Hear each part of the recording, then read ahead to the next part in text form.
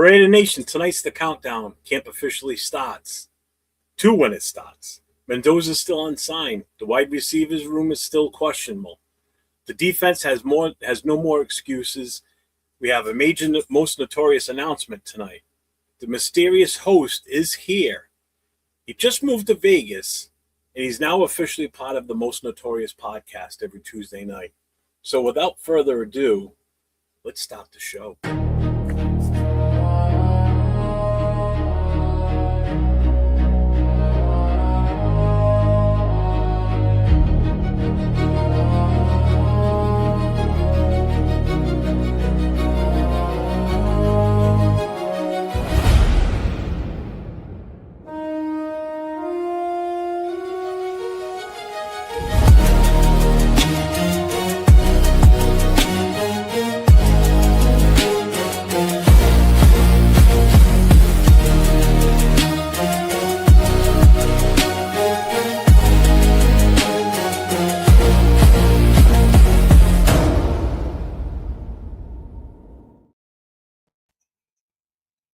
What's going on, Raider Nation? What is up?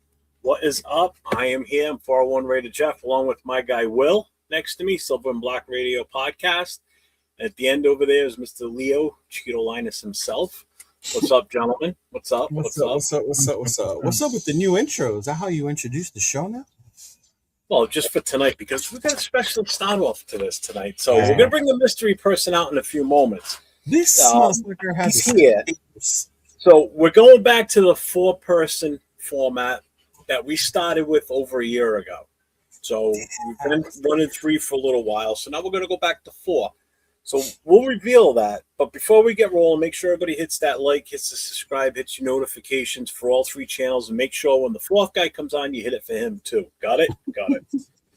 All right. So we're going to talk Raiders camp countdown. Fernando Mendoza still not signed yet. Wide receiver rooms, the defensive expectations this year going into it.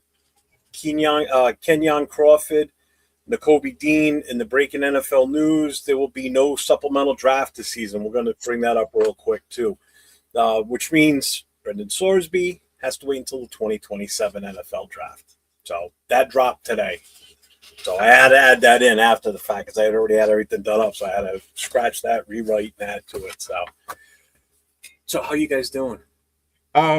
Good. I was just laughing at the fact that the surprise guest is surprise, but it was announced on his page. Yeah. You know what I was like? You weren't supposed to tag his page, man.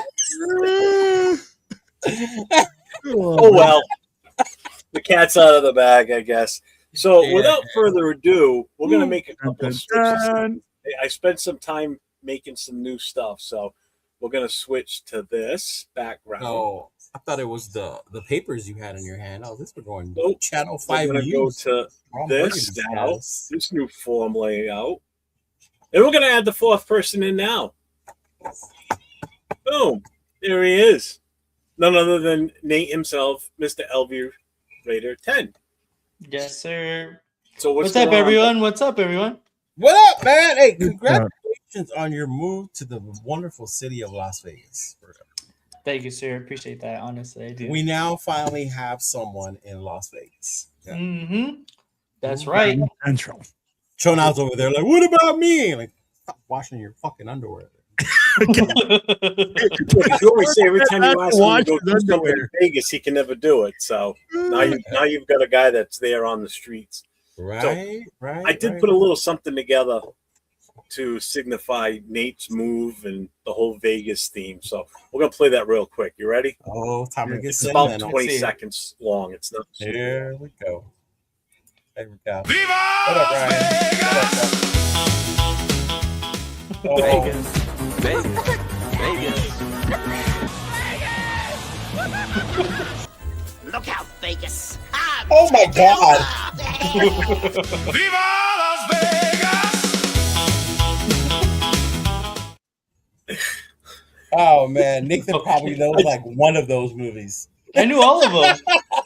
Oh yeah, you're a movie buff. My bad. Yeah. Because age-wise, So I had to reformat it again just before you came in, Leo. I just finished the last format on it. It didn't render the right way the first time, so That's just pretty threw dope. that together in the last 30 minutes. So I would have added the part where he says Heart 6 coming up. well, let's check in with the chat. Let's see who's here with us tonight. So we've got Raider Ryan in the house. We've got Raider Travis is here. Travis. Jack Gustave's here. Who else we got? Brother Yaya's here. What's up, my guy? Rosetown's in the house. Let's see. Raider Ryan, you have inspired me to get a Noggins hat to my wife's chagrin. Just came in today. Was all rated out with the hat. Yo! That's dope. Which one did you get, Ryan? Oh, man. That's dope, bro. Yes. Big Lux in the house. Adriana's in the house. Raider Love. Raquel, how you doing?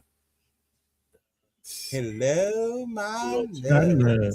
And we got PNW Mark. What's up, my guy? What's up, brother?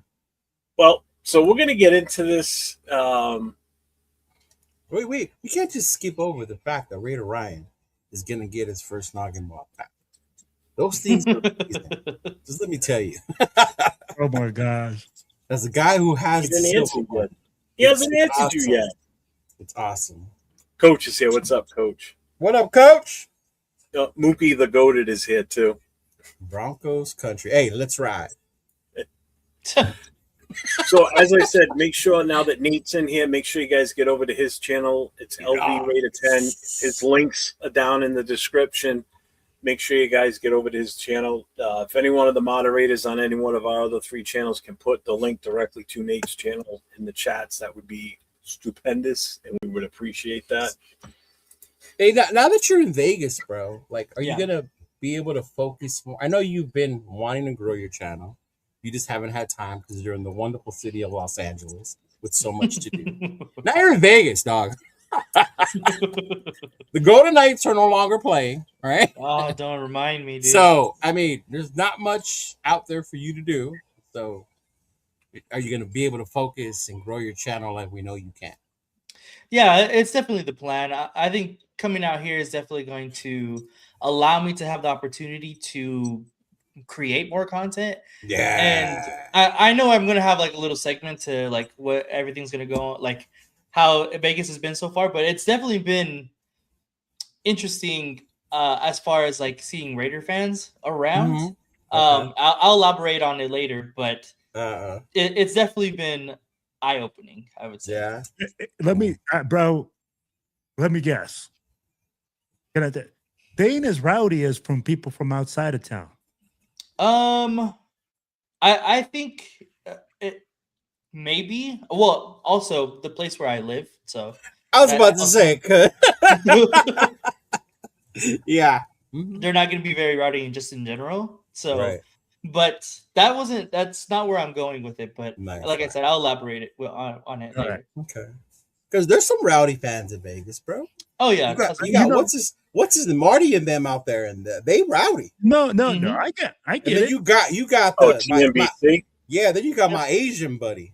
You give that fool some beers. You talking about rowdy. Bob. Yeah. But I'm telling you like this, man. When I go to a different city, sometimes like I've seen people scream Raiders from across the fucking street at me, and they go like Raiders. They see you in and I feel like in Vegas that's not as common as when you live outside of town.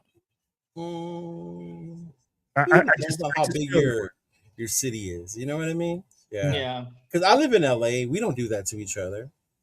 And I see a lot of Raider fans. You know, I get spotted at Disneyland. I can say, "Hey, cool hat, bro! Like, where'd you get that hat?" Or maybe like in my hometown, but like that was it, really. Unless someone like Glenn is walking behind me, you know, then it's different. Right. Mm-hmm. Yeah. So Raider Ryan said he got the black one. Nice. Coach says, I have an idea for a show, Nate. You can do what's new with Max's tattoos. Well, I'll find out on Monday. Are you going to go? Yeah, I'm going to go. Let's go. Let's see. That's what I'm talking about. There's this signing at a Smith in Las Vegas. The first 100 people get like a Max poster or whatever, but it's like a meet and greet with Max Crosby at the Smith store. Mm-hmm. Smith is like their Food for Less, basically. Yeah. What's up, Proof? Chris Berman. Chris Berman passed away. What? No way. No. Oh, you serious? I didn't see that. Me either, bro. That would have blown up on my phone, right? Yeah. Oh, man. R.I.P. to Chris Berman. Unless it's someone else he's talking about that I don't know about. Right? That's the dude who came up with the Raiders.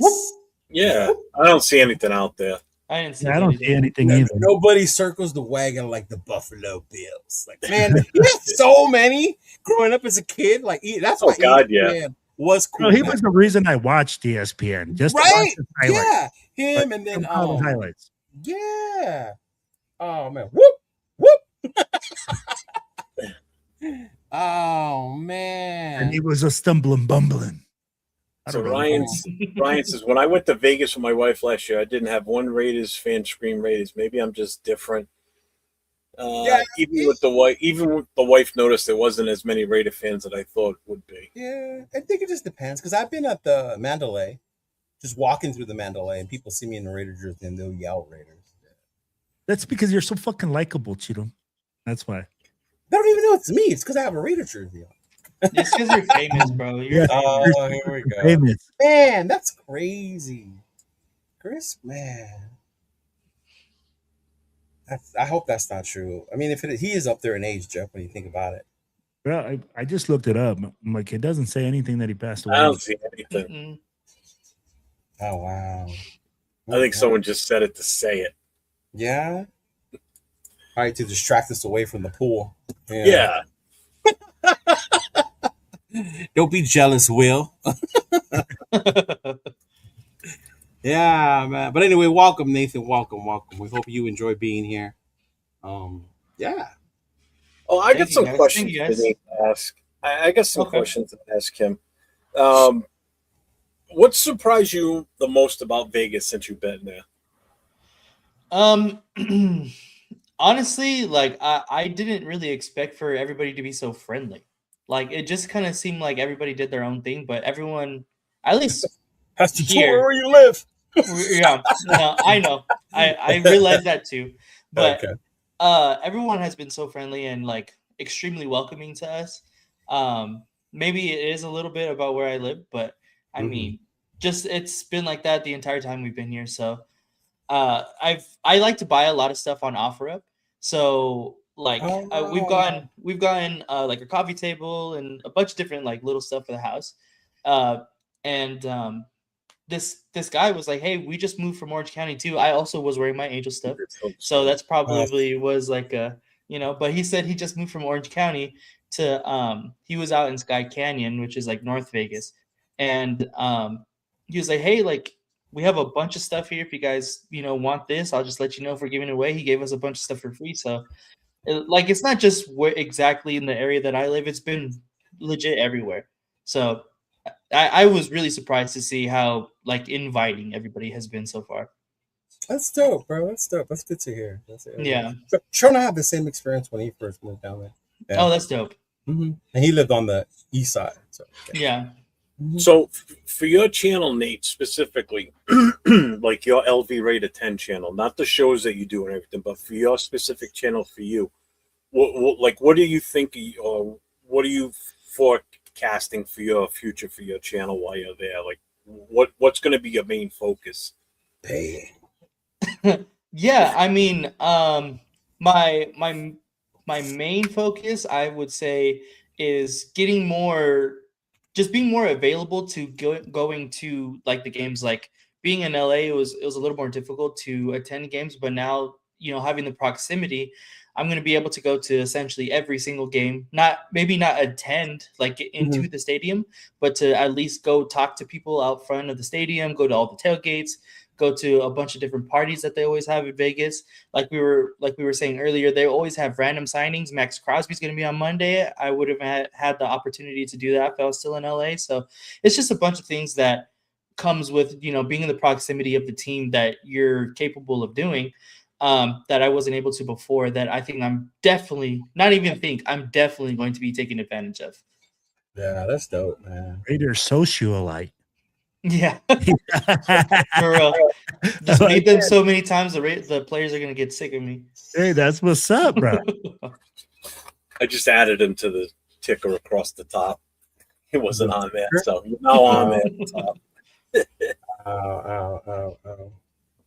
Yeah, that's dope because I see a lot of signings, meet and greets.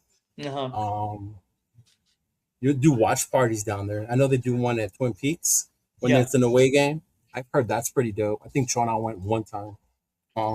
Yeah, but that's cool, bro. Yeah. I'll have to try and convince Callista. The Las Vegas Golden Knights made him move, bro. Yeah, definitely not. No, it's always been a goal of mine to come out here to Vegas, even before, the Raiders and stuff like that. So, I think mainly cost of living. That's the biggest one. Yeah, Rosetown. Nate's in Vegas. He's been there, about a week and a half now? Less than that. It's been like 5 days. By the grace of God, too. Jesus Christ. Oh, yeah. Kid, did you want to divulge? Because Leo said something. He goes, oh, yeah, such and such. But he didn't tell me, specifics. Oh, my God. Go ahead. You got a story? Tell it. So we rented a U-Haul trailer. We got the trailer in the night before we were going to make the big move to put all of my stuff in. And then my girlfriend lived in San Diego. So we were going to take it down to San Diego and then head to Vegas. So we did that. We're on our way. We're in between Baker and State Line.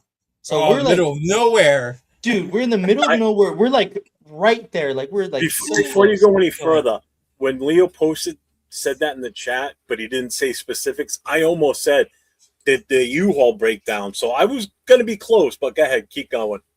So we're right there, State Line's right there. It's right where you start to get excited, all right, we're almost there. We're an hour away, an hour and a half away to being there. All of a sudden, the trailer, the trailer ball, for the hitch, it breaks. The trailer is swinging back and forth into the other lane. It's held down by the chains. Held down by the chains, yes. So it's tugging the ever living nuts out of the car. Yeah. And so I'm so scared. I'm driving, I'm oh fuck, just trying to slow it down, just trying to stop it. Luckily I was able to without the trailer hitting the back of the car, without any damage to the car, without any damage to the trailer. Look at you, Vin Diesel. Okay. Holy shit. I don't know how that happened. I have no idea how that happened. What kind of car was it? Over here. It was a Nissan Pathfinder. Oh, okay. So it wasn't anything, it wasn't no big truck or anything that was able to handle it. It was yeah, but it wasn't like you were pulling it with a Yugo either. I mean, you were pulling it with something that should have been able to handle it. He said a Yugo. Right.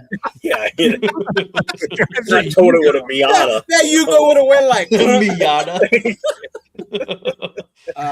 I've seen people do that though with a Honda Civic trying to pull that. Oh Lord, yeah, dude. Did you not lock? Yeah, Travis, good question. Did you not lock the latch on the ball? No, the ball broke. It broke. Oh, it broke right off. Yeah, so it broke. Wait, what do you mean? So, yeah, how did it fall? Hitch? So there's different kinds of hitches that you can get. You can get where you just put the fucking ball into the hitch itself. Uh-huh. My dad got the ball from, I don't know where he got it from, to be honest, but it wasn't rated. Sounds like the dollar store. It wasn't, the weight wasn't rated for what we were pulling, so it broke. It broke the screw. This is my guess because obviously we couldn't find the ball, but it broke the screw. That was right? Exactly. I went through someone's windshield and they're probably what the fuck was that? So it broke, and basically what we had to do was we pulled off to the side, we unhitched the trailer, and we had to double back to Baker, go to AutoZone, and get the ball. You double back to Baker? Yeah, we had to drive 30 minutes out of the way. Wow. You're lucky nobody came and took the trailer. In 30 minutes? I know. Yeah, and that part there's people want to do that. If anything, 30 minutes back and then 30 minutes that's a back big again. hustle if you're pulling over there to steal somebody's trailer that they just broke Yeah, down. but you'll see, Jeff, when you do that drive, it's like there's nothing there. Yeah. Shit, man, if you would have been going 95 south through New York City in the Bronxway Expressway, if you would have stopped there with that trailer, second you would have drove away, that trailer would have been gone. It would have been gone like that. Bang. Hey, Travis, People would have scooped that thing up in a second. He has the right size balls, man. Just because he looks Asian, leave him alone. Yeah. Well, hey, you know what? It's a good thing you had the safety chains on it, because if you didn't, that trailer would have passed you. I'm like, you would have been driving along, and the trailer would have gone woo, right by you. The car would have felt much lighter for no reason. Yeah, what's going on? Pulling this trailer good. Oh man! So that was definitely an experience, but I probably had to do yeah. with that. Yeah, that's crazy. But It glad was you guys are safe. wild. Yeah, thank God. Was your girlfriend in the car with you when it happened? Yeah, she was. And then freaking out. my brother was asleep, and he woke up. He woke up mid, like the trailer was whipping back and forth. He's like, "Dick, stop! What the fuck you think I'm trying to do?" like no shit, Sherlock. Oh man! But yeah, I'm glad you made. But it was crazy, yeah. And so my TV broke. Both of my monitors broke. In the trailer? Yeah, and because it was whipping so violently back and forth. My desk right here, it has like chips everywhere. A dresser that we had has chips everywhere. So it's not. No, it wasn't like so bad, but it was just bad, my bro. monitors, and my TV. I was like, fuck. So yeah. Oh, his wife died. Okay, sir. Thank you. Appreciate it. I mean, that's still sad, but yeah. Yeah. Yeah, no worries. Yeah, that was my thing when you told me. I was like, "You're lucky that didn't flip." No, honestly, because I seen it and it was like going like this, like about to, and I was like, Chris just trying to Berman's control wife, it. she died in 2017. So that wasn't even recent. Yeah.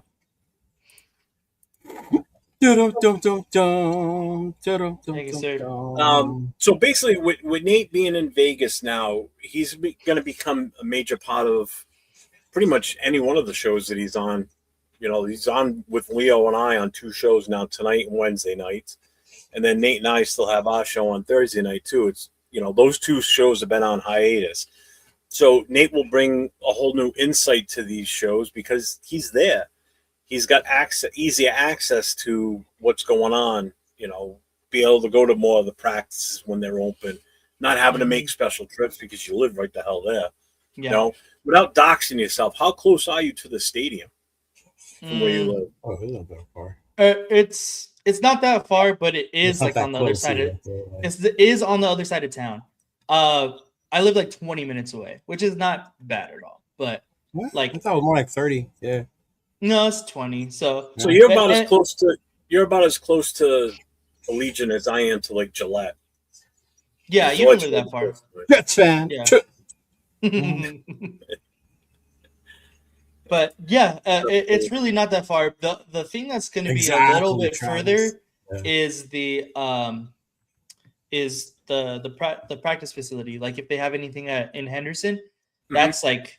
I was thinking Henderson. That's why I said 30 minutes. I was thinking the training facility. Yeah. That's like 35, almost 40 minutes probably. Yeah. Mm-hmm. That's true. What's up, Jason? Party at Nate's. Right? Party at Nathan. Not neighborhood. Anything else happen out there since you've been there of any importance? Let's see. You have the battle for Vegas coming up, right? That's exactly what I was about to say. This weekend is Battle for Vegas. Yeah. That's the charity softball game between the Vegas Golden Knights and the Las Vegas Raiders. So I have attended this charity softball game for the past, I think, 4 years now. Mm-hmm. And every year I get really, really good, signatures and just FaceTime with the people. There's not going to be a lot of crazy names this year, which I was a little disappointed in. But the Mandalorian's not going to be there. Sadly not. There's gonna be other rookies though. Like I really want to see Mike Washington. I think Mike Washington would be tight to get a signature. I know Brock. He's the captain, right? Brock is the captain. Yeah. Him and AJ Cole usually like the two main. AJ Cole. Yeah, AJ Cole. Normally Dylan Carlson, but obviously Dylan Carlson's not here no more.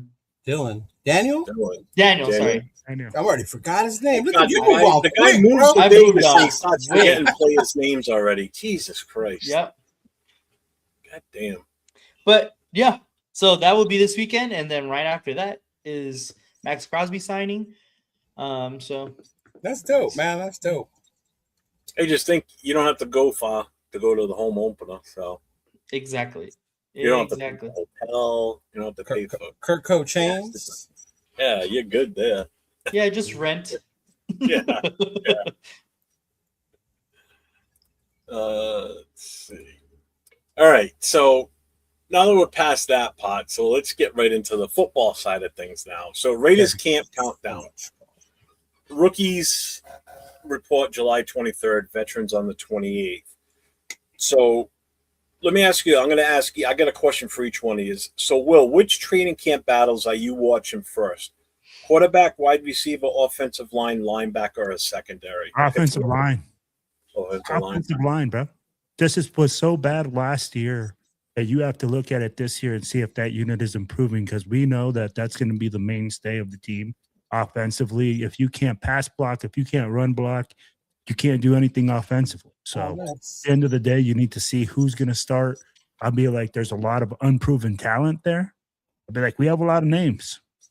So just got to see how they work together, and think we got the right coach to do it with the offensive line coach. We got like over 90 names, right? For the offensive line? No, I don't know. What'd you say? I couldn't even hear what you just said. He said for the offensive line, he said we have over 90 names. I wasn't talking to you, Doc. My bad. I was like, wait, what? I was like, what about? I was like, what? You know what? Leo, if you have to pick one of those position groups, which one do you think? You watch. I think it's one you're not even talking about. I think the one I'm watching for is the content creators, because we all like to fight about who's doing the best out there in shorts and t-shirts. So that's the battle I'm looking forward to. But no. All seriousness, I think it starts in the trenches, O-line and D-line. O-line and D-line. The majority, I think, that has me the most interested is how young we are. You're talking about us not signing players that were over 30 and the amount of rookies and young people we have on this team. So I think overall, just to see how they all do and how they're going about the vision that Spytek and Kubiak said they were bringing here is probably what I look forward to. You know, like, are these guys ballers and players like they said they were, you know? I think that, but definitely for me, it's going to start in the trenches, and that starts defense and offense, even on Max's side, you know, with Kenyon, with him, what's going to happen with Kuntz, you know, the interior, you know, 805's boy, Adam Butler, you know, is he the truth? You know, JJ Pegues, Tonka Hemingway, you know, is he going to get a carry? You know, things like that. But yeah, to me, it's in the trenches, just the position battles in the trenches, and the content creators. Nate, same question for you, but don't pick offense or defensive line because they both already picked one or the other. Yeah, so I was gonna go outside of offensive line, because I think we can all agree that's probably the most interesting and the most up in the air. But to me, I'm gonna definitely be looking at the corner and the secondary unit. How aggressive are we gonna be with Jermon McCoy and his rehabilitation? Where does Darian Porter land within all of this? Eric Stokes, is he going to be healthy this season and be as productive as he was last year? Traden Stukes, how does he get implemented with Paulo Mao and Jeremy Chin? I think the secondary is a big place for me personally, where I think has been improved with the offseason and is still up in the air as far as, you know, camp battles and implementing the rookies and new signings. For me, I'm looking at the linebackers because I think that's definitely one of our weaker positions on the defense, especially because outside of Walker and Dean, what's our true depth after those two? We didn't do enough to bring in the linebackers, I feel. So my biggest concern is the linebacker room. We definitely beefed up the defense overall. It looks like on paper, especially the secondary. There's a lot of guys in that secondary right now vying for positions. So you're right with that as far as that battle. But I think the linebacker one, like who's going to be the backups to these two guys that we can count on to come in, because we're already looking at one that's got injury issues now. You haven't heard much of him. He hasn't been at any of the OTAs or the mini camps.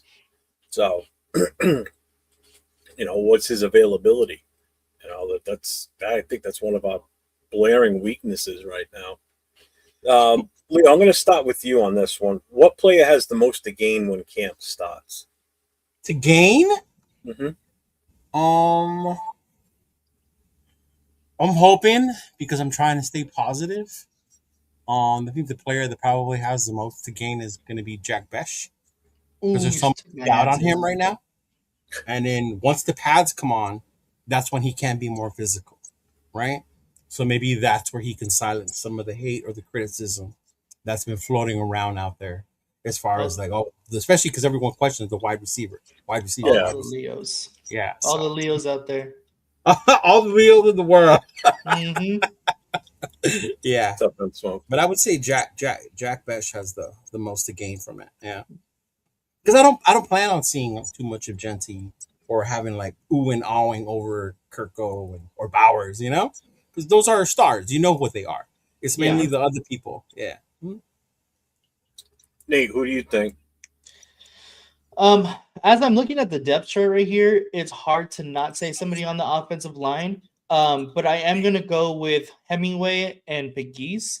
The reason why I'm saying those two guys is because Leo had mentioned also like the defensive side of the line is also kind of up in the air, and it's really a spot for somebody to take. Like we're expecting Laolu to be there, and then obviously Butler is going to be there.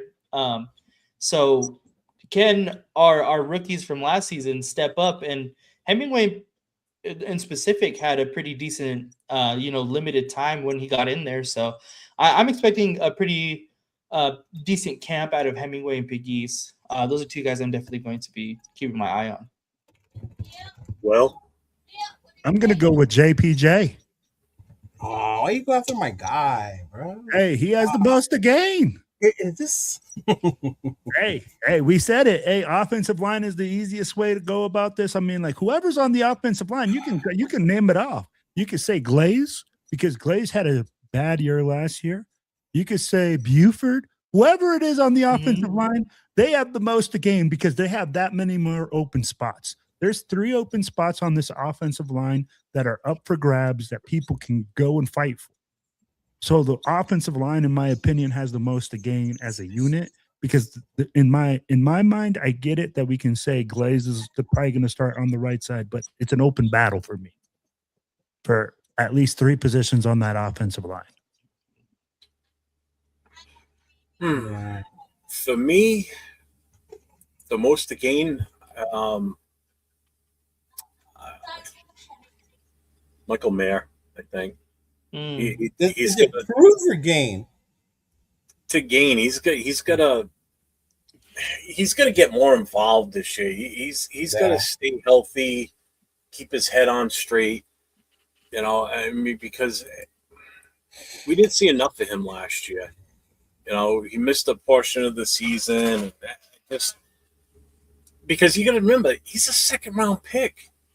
And he still hasn't even lived up to his fullest potential yet as a 2nd round pick. We're giving to get him too. We're giving shit about Genty being a 1st round pick, but at least Genty was able to produce something last year. Michael Mayer is a 2nd rounder in his 4th year. It's time for him to step up. He's got to gain stuff here. He's got to gain and earn that spot now. Is there anybody that's going to take over his position? I don't think so, but no. I think the number 2 tight end by default, just because of the lack of talent at tight end. And his talent, because he does have the talent. Yeah. No, he does have talent, but it's like I don't know. He went to Notre Dame. That's why no. See, if he would have gone to USC, he would have been a starter. He would have started over Brock, right? Exactly. Exactly. Dude couldn't even tell you who USC's tight ends were the last 3 years. Who, me? You. No, of course not. Yeah. Give two shits. All right, was next drafted question. with JPJ. He wasn't drafted with JPJ. No, he was the year before. Yeah, Big Mike was the year before. Big Mike was the year of Tyree. It was Mike and then Bowers. We went back-to-back tight ends. Yeah. Mm-hmm. Mm-hmm. Yeah, Well, Big we got Mike was what we thought was the best tight end in Michael Mayer's draft with him. And then the following year, we follow up with Brock Bowers. It's that draft class to me that's their time to do something. And that's Michael Mayer and Trey Tucker. Those are the only ones left from that this one, is right? their fourth year. Because everybody else from that draft class is gone, right? Yep. I think so, too. Yeah, I think so. I think everybody else from that draft class is gone. That's crazy. That's one of the worst draft classes. What up, Mayo? What's up, familia? What's going on, man? Mm-hmm. What up, Big Easy? What's going on, bro? How them swap me life treating you? Mm-hmm. What's up, Big Easy? What's going on, man? Nate, this question is basically specific for you. Being in Vegas now, what would you want to see first if you get your eyes on the team or hear local camp buzz? The Raiderettes. What? Who said that? That's a good question. I think what the main thing, like the main buzz around town, is definitely going to be about Fernando Mendoza. If you come in on the 15th to Las Vegas, the first sign you see is just a black billboard with gray lettering that says Fernando. Yeah, that's the first billboard you see when you get into Las Vegas. That's it. So I already know for a fact that was going to be the main thing around, minicamp buzz and training camp, and you can already tell that's what it's going to be about. So I honestly can't really tell you because I already know for a fact that's what it's going to be. What I would want to see though is how the players are adapting to the scheme of Clint Kubiak. That's the biggest thing for me is if we can get to understanding Clint Kubiak's offense and we can execute Clint Kubiak's offense, I think that's the biggest thing of this entire minicamp, because we know that it's a difficult playbook to understand and get down. So if we can roll into week one having that understanding of the playbook, unlike the past couple of years that we have not, I think that's going to be just a step in the right direction. Bro, we've gone into the season not knowing who our starters are. Exactly. Having a playbook. We were weeks into the season who our starting offensive line was. Oh, man. All bad. So Arnie's going to pull bold prediction here, and I don't agree with it. During trade deadline, will we trade JPJ, Mayer, AOC, and Crosby for draft picks? What kind of haul can we get? Number one, trading JPJ, I think it's a dumb move. Because even if he's not a starter, he's still a great depth piece. Okay? That's number one. Number two, Michael Mayer's not going to get traded. I can't see that one. And AOC is not going to get traded either. We're going to roll in with three quarterbacks. We have to. Because you got a rookie right now that is still practicing with the threes. He's number 3 on the depth chart as of right now. You need a viable backup.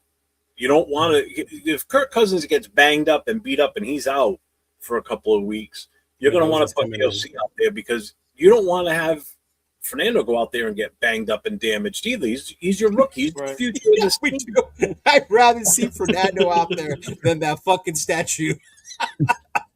Yeah, but again, if the line – we still don't know what the line's going to look like. Yeah. So if the line's not ready yet, for whatever reason, do you want to put Fernando out there with that and watch him take a whooping? You can see if he can take it. He's going to take it eventually.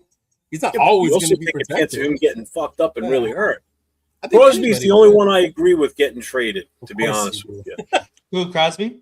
He's the only one that's going to give you value out of any of those guys. He's the only one that's going to give you a better return on your bang for your buck. I mean, value-wise, I can understand that. At the same time, though, I mean, like, if we're trading that many guys, we fucking suck. Right. No, that's why we're doing it, and I hope that it's not like that. At the end, Yeah, of the it's day, not like we're trying to get that final piece to push us to to a playoff win here. This is because all right, well, this season's not working out. Trade deadline's usually by first or second week in November.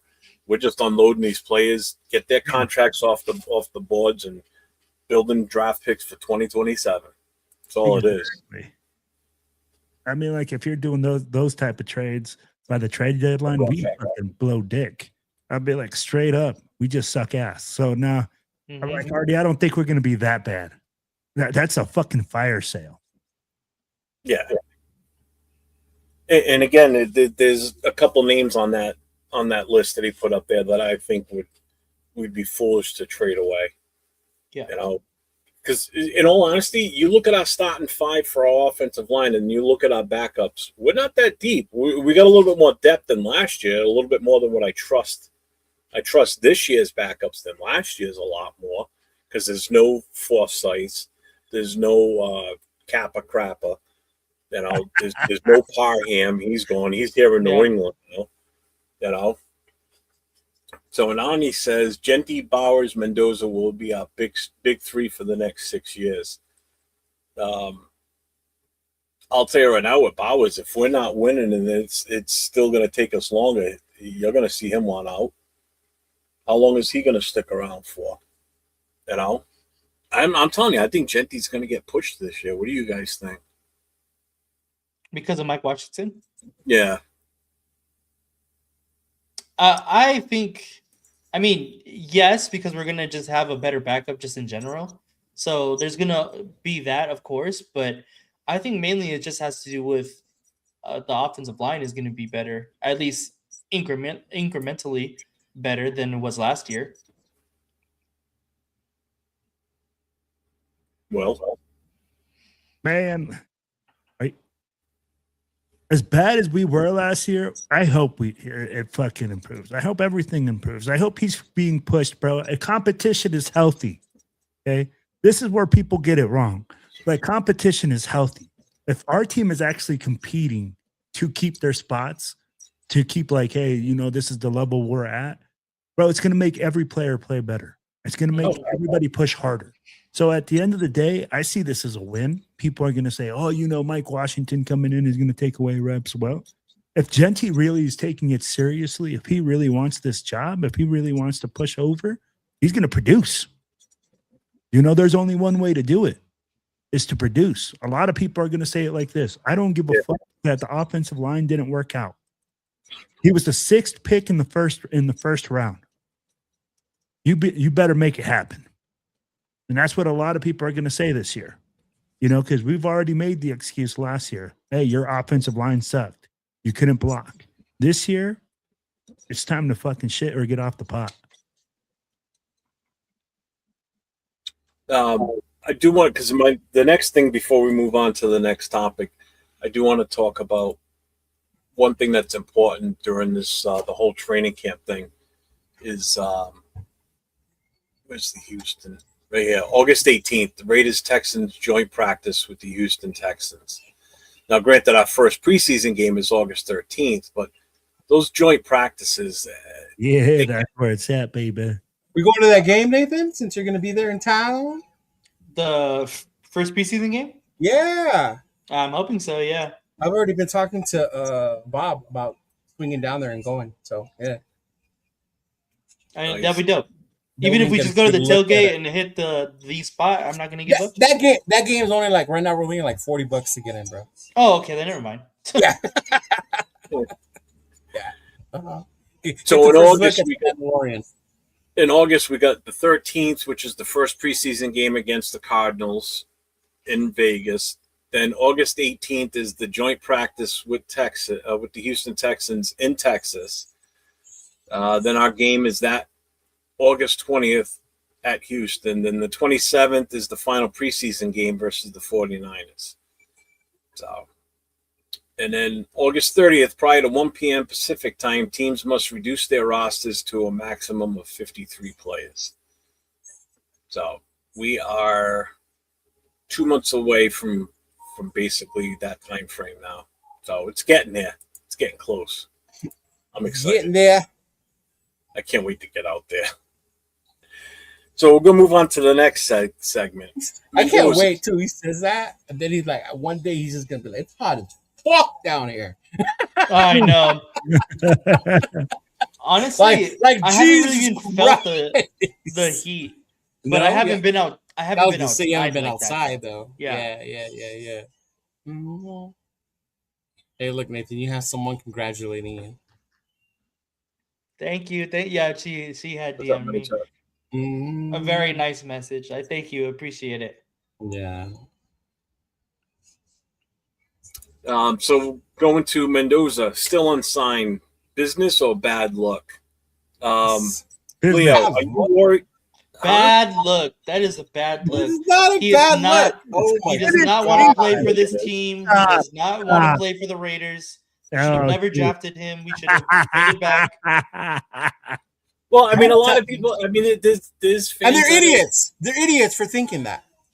I'll tell you why. Because if it was bad luck, him not wanting to play here, he wouldn't have done all this OTA bullshit he's been doing. Yeah.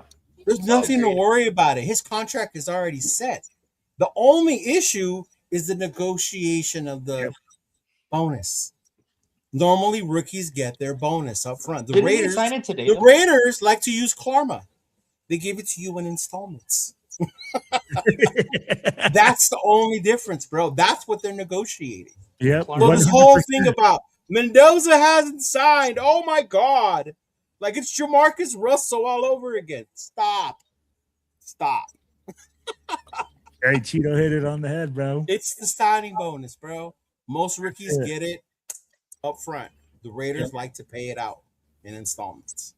That's the only thing. That's the only thing they're negotiating. So yeah, there's nothing bad about said it's a bad look. Not about said he knows what he's doing. I think it's like $38 million or something like that, isn't it, Cheetah? I think I heard some broad numbers of like $53 million, like guaranteed, and then 38. His contract? Yeah. So the way the rookie ones, because of all the bullshit with the other quarterbacks, all the bullshit they did, Sam Bradford, Jamarcus Russell. So now it's like his contract's about $57 million, right? Yeah. And his signing bonus is about $38 million. 38. Yeah. Mm-hmm. So it's either the Raiders give him the $38 million up front, or how they've been doing it. Genti, I think, only got like 10 up front last time, and then the rest was paid like in installments. Yeah, it says the Raiders typically stagger bonus payouts, paying 77%, and then followed by a 12% in mid-September, and then 10% in October. Yeah. That's how the Raiders Raiders if they normally refuse do to it. give him the bonus up front, which is what he wants, how long does he stretch this out for? Because if he's under contract, he can't play. Yeah. He can't even be on the field. I think we're worrying about, like, if you're talking about how long can he stretch it out. Right. I think we're going like we can't really predict that. If training camp starts and he still hasn't signed, in order for him to be on the field, he has to sign a waiver.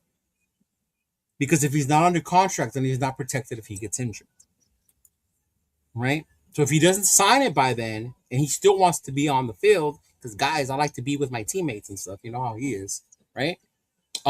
He would have to sign a waiver to go on the field in order to do that. Yeah, but I don't see that being an issue. Not with him. Yeah, he's a business guy, just trying to figure out the numbers, how that's going to work. Yeah. Yep. Shout out Remember, to he's not taking endorsements either. So this is his money. This is what's going to be his money. Well, that's his dumbass reason for not. I don't think it's dumb if you think about it, though. Of course it is. Why would you not take advantage of it? Because he just came from NIL where he made like $20 million. They don't need to do that anymore. $38 million bonus being signed. Who said he's bitching? Yeah, but why not sign it? I will still have my lawyers and my business people look at it and not just be like, you know what, Mark, you ain't gonna fuck me over. I got you. Fuck that. I trust Mark. Right? No, I'm still gonna have my people look over it before I sign it. Shut up and sign it, right, Jeff? Shut up and sign the goddamn thing. Seriously. No, Lord. All right, get off my lawn. Just sign a contract. Well, Just sign it. No, be happy you're getting Be happy you're going to get the $38 million, whether it's paid all in one Oh, shot. that mentality, huh? Just be Yeah. happy you're there. You didn't work hard to get it. Just be happy yeah, it gave it to exactly. you. You didn't do Well, nothing. you said you didn't work hard. I mean, to play ball. you're not wrong. So Right? You didn't do nothing to deserve that money. He had the ball up quite a lot. Like, come on, dude. turn to the left, hand ball off. Turn to the right. Hand ball off. Oh, shuttle pass. Yeah. Yay. Yeah. Salute to Rafa with the $2.68 odd amount. $2.68 super chat. Thank you, my brother. I think that's to your channel, Leo. That was on you. Okay, awesome. Thank you. Yeah. Oh, he just had his he did his broadcast in Spanish the other day when he was doing the World Cup. That was pretty dope. Oh, that's dope. Yeah, to me, football makes more sense in Spanish to me. Yeah. Fuck Alexi Lawless. Shout out to Zlatan. Mendoza will start how many games out of 17 between those? That is fucking hilarious, bro. I think it's going to be Kirk Cousins all the way through. I don't see Mendoza. I think it depends on how many wins we have. If we're by the bye week and we're like 3-4 wins, I think then they start to get the push for. I think it also depends on how well he's developed too. You still don't. Well, how can you tell if he's developed if he's not on the field? Yeah.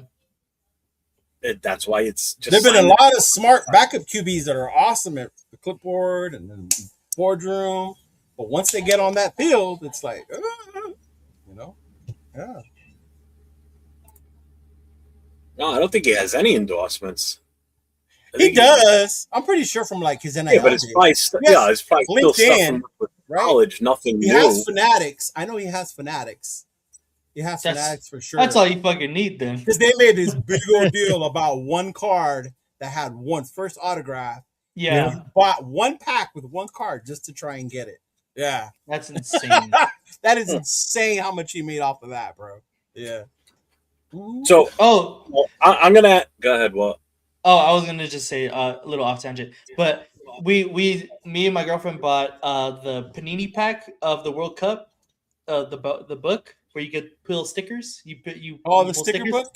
Yeah, we got Leo Messi on the first pull. Our first pack, we got Leo Messi. That is awesome. That was so sick. Okay, go ahead. Sorry. Leo's the best, bro. Did you open it? What? You opened up the book and took was it sealed? No, so you don't remember these when we were kids, Jack? You buy buy the packs of stickers and you put them in there based on the number. Yeah. So you actually peeled them off and put them down? Yeah, you peel them off of the thing and you put them in your book. You put it in your book. Uh-huh. You just ruined it.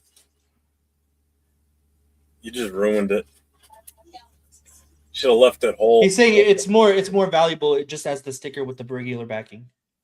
Oh, not those, bro. The Panini ones? No. Yeah, that's what everybody said back in the day, and then now everything's fucking ridiculous. If it's not sealed, nobody wants shit. Luckily, I got a bunch of my cards that I'm trying to get rid of that are still full sets, sealed, wrapped in the original factory plastic. So, how's that going? The guys I got coming to look at my stuff, they won't touch anything else but that stuff. So they got a bunch of that shit still wrapped. But if Leo, obviously you're not worried about Mendoza not being signed yet. No, not one bit. Will, are you worried about him not being signed yet? Bro, this is like Leo said, strictly business, man. I'm like, it's all about the bonus, how they want to pay it out. He wants it in the lump sum, or like, what's the numbers? Hey, they're gonna give a little bit. Each side gives a little bit. Not a big deal. And Nate, I know you'll sign it now and just be done with it, right? I'm worried about him being on our team. What? You're still on that? You haven't let that go what yet? I'm worried about. You still haven't let that go? No, I'm past it. It doesn't really matter to me. So, all right, let me ask you this then. I'll ask all three of them. We'll start with Will to answer first. If this drags out closer to July 23rd, do you start to worry? No.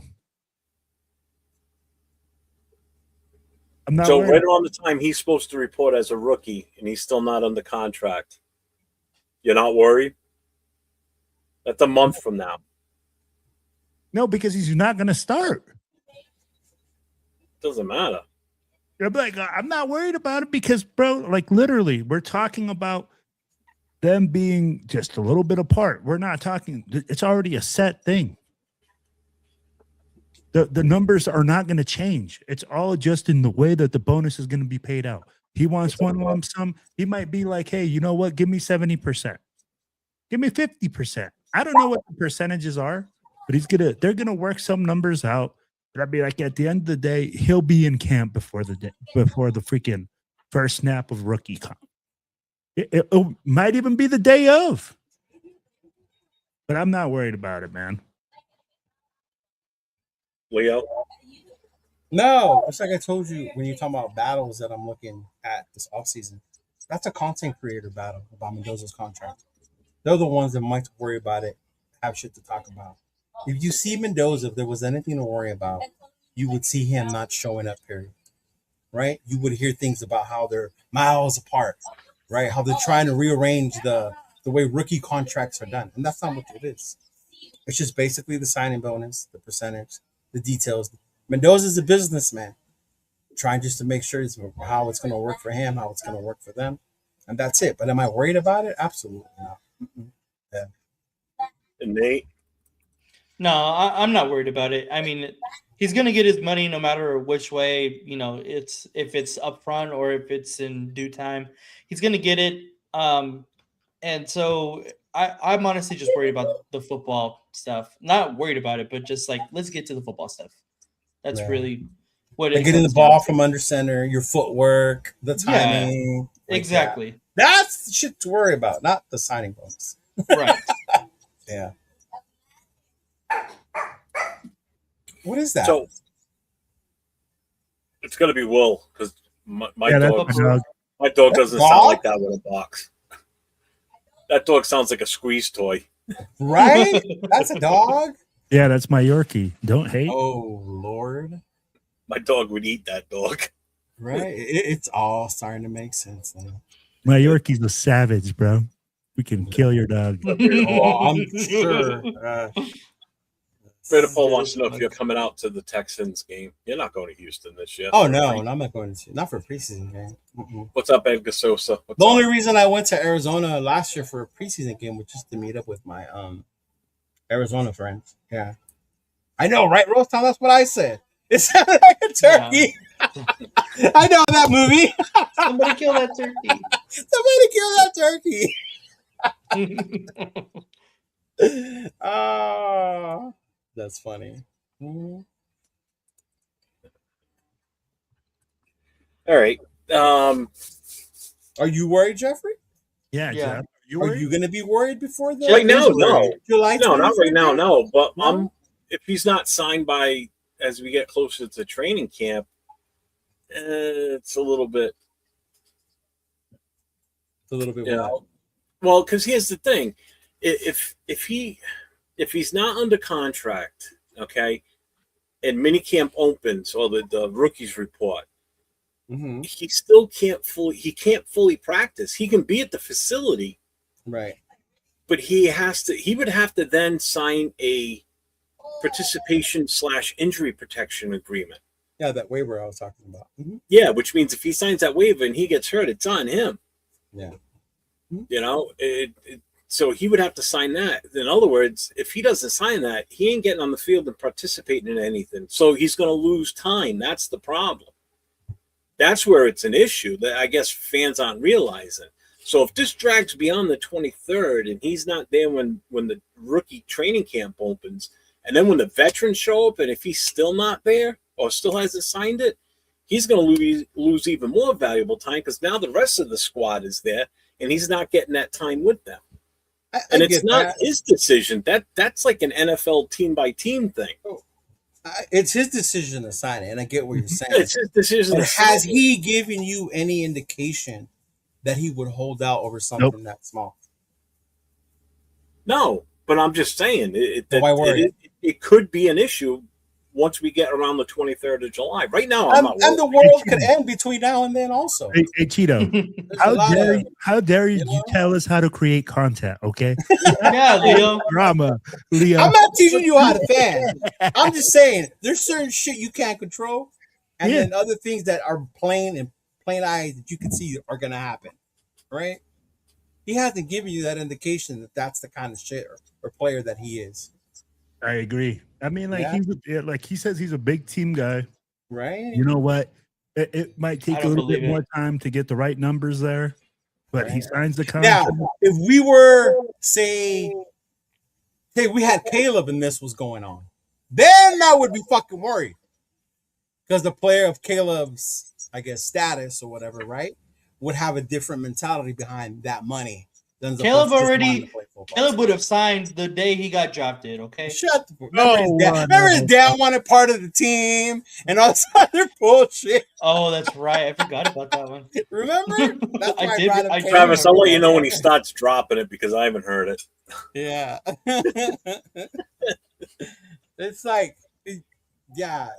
And that's what I mean, Jeff. That's the reason I brought up Caleb. When you hear shit like that, then that's when it's like, hold up, bro. What's Fernando's camp doing? You know? Yeah. Yeah. But you haven't heard that. Nothing like that from that kid. No. That kid just wants to play ball.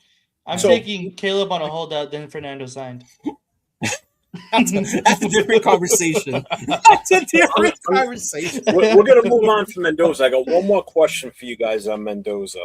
Okay. Does he need to play this year, or is sitting behind Kirk Cousins the smartest move, where he doesn't touch the field at all? So glad you brought this up.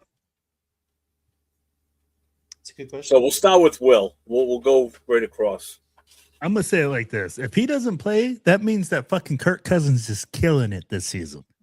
That means that he's going out there and putting in work. And I'm like, yo, at the end of the day, I'll be a happy camper because we're fucking winning. I'm like, and that's gonna be a big change of culture, right?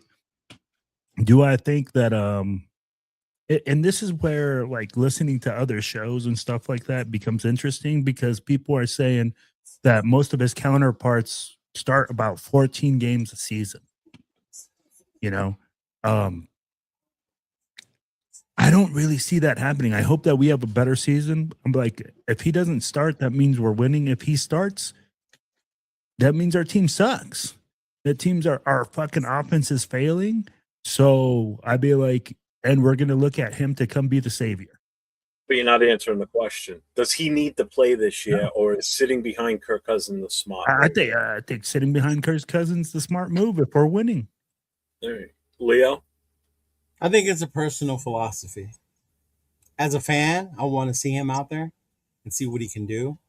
But because Tom Brady and them have numerously let us know they have a plan, and they prefer when you have the luxury to not force a quarterback in there, then you use that to your advantage, right? Yeah. So logically, that makes sense to me, right? As a fan and what I want to see if he's it, of course I would want to see him start. I've never liked Kirk Cousins. I know even if Kirk plays good, we're only going to get so far with Kirk Cousins, right? But at the same time, it's like, I do want to see the kid. But because greater minds are out there leading the team, like Tom Brady, Kubiak, Joku, all them, and if they feel that the best thing for him right now is to sit back and learn this offense, then I'm with it as well. But the fan in me, that's why I'm going to the preseason game in Arizona. I want to see this kid on the field. Yeah. I want to see this motherfucker on the field. And that's probably, in my mind, the only time I'm going to get to see him early in the season, barring any injury. Probably. Yeah. Mm-hmm. Nate? Yeah, I think it's in his best interest to sit this year. Kind of like Leo was saying, they have already said that they want him to sit this year. And if we do see him in regular season action, I think it's going to be maybe the last 2 weeks, just to get real NFL regular season experience. Right. And even if Kirk Cousins isn't balling out and we're getting wins after wins after wins, I still don't see any, unless it's like 0 and like 12 to that point, then we'll probably see him. But even if it gets to that, I think it would still be hard to take Kirk Cousins out. You know, fan pressure will be there, but I think as an organization, they don't really feel the internal pressure of putting your number one draft pick out there. Mainly because, like Leo was saying, they have a plan internally. They have a timeline that they want to meet. And I think they're going to stick to it because I believe now they feel comfortable with this regime, the coaching staff, the leadership now that's established. with their plan that they have, set out for the future. So I do think we don't really see much of Mendoza, no matter how the season goes. But yeah, that's kind of it. Yeah, and I think who was it that said it? Right here, and this was what I was going to say when it got to me. True. I I don't want to put him out there with this offensive line right now until we know for sure that they are gelled as a unit. So I'm with Kirk Cousins starting as long as he has to, and even if Kirk isn't cutting it right now, just put AOC out there. Let this kid sit. Let this kid fully get acclimated. Which is one of the reasons why you cannot trade away AOC 12, because you're going to need a legit backup. If you still want to win games, or you're not worried about winning games, you just want to evaluate his talent against real NFL game time experience, then that's fine. Just throw the kid to the Wolves and say a couple of Hail Marys and our fathers and move on, because until we know for sure what this line's going to look like, he could be in for a rough year. And Arnie's got a question. If Cousins gets hurt, do you start AOC or Mendoza? You start AOC. I'm sorry. You give the guy that's going to give you the best chance to win right now based on him knowing the system and being here already. Mendoza's coming in starting from scratch. Most of the chat's pretty much saying have him sit for the most part. Yeah, and that's the other thing, too. If our running game is stuck in the mud, teams are just going to key off on the quarterbacks, and they're just going to kill them, Yeah. Yeah, see, I'm not. I agree with AOC, Maya, JPJ, Crosby. I'm sorry, he's just not. He's not worth the money. He's totally not worth the money. All right, so we're going to move on to the next one. Let me see. He's going to run commercial for my taste. Let's see. AOC knows it. Not necessarily the system, but the players and everything. He's been in the league going on 4 years. He's got NFL experience. Mendoza has none. He's got 0 right now. So that's kind of what I meant by that. Knows the system. Shut up, Jason. Yeah, he doesn't know the system. I'm like, nobody knows the system. He's not going to be traded. If we trade AOC, that could be one of the. I don't know if you guys agree or disagree, but I think that would be one of the dumbest moves we could make. Because then who's going to be our quarterbacks? Kirk Cousins, Mendoza, and that means the rookie we drafted also later in the undrafted free agent is going to be the backup. No, we're gonna put him on the practice squad. I bet that's what I mean. Every 3, and then we'll see if we can't trade. If we even put him on the practice squad, he may not even good enough to make the practice squad. What's up, Mike Guerrero? Yeah, see, Travis says the same thing. Definitely shouldn't trade him. All right, we're gonna move on to the next subject, or the next topic. Wide receiver room. This might be kind of the topic where I think fan bases are going to, they're already split, obviously, on Mendoza and running backs and whatever. But I think wide receiver, is definitely one of our weaker positions. There's no two ways about it. Some fans want a proven veteran wide receiver 1, and some fans want the Raiders to just let the young guys cook, let them play.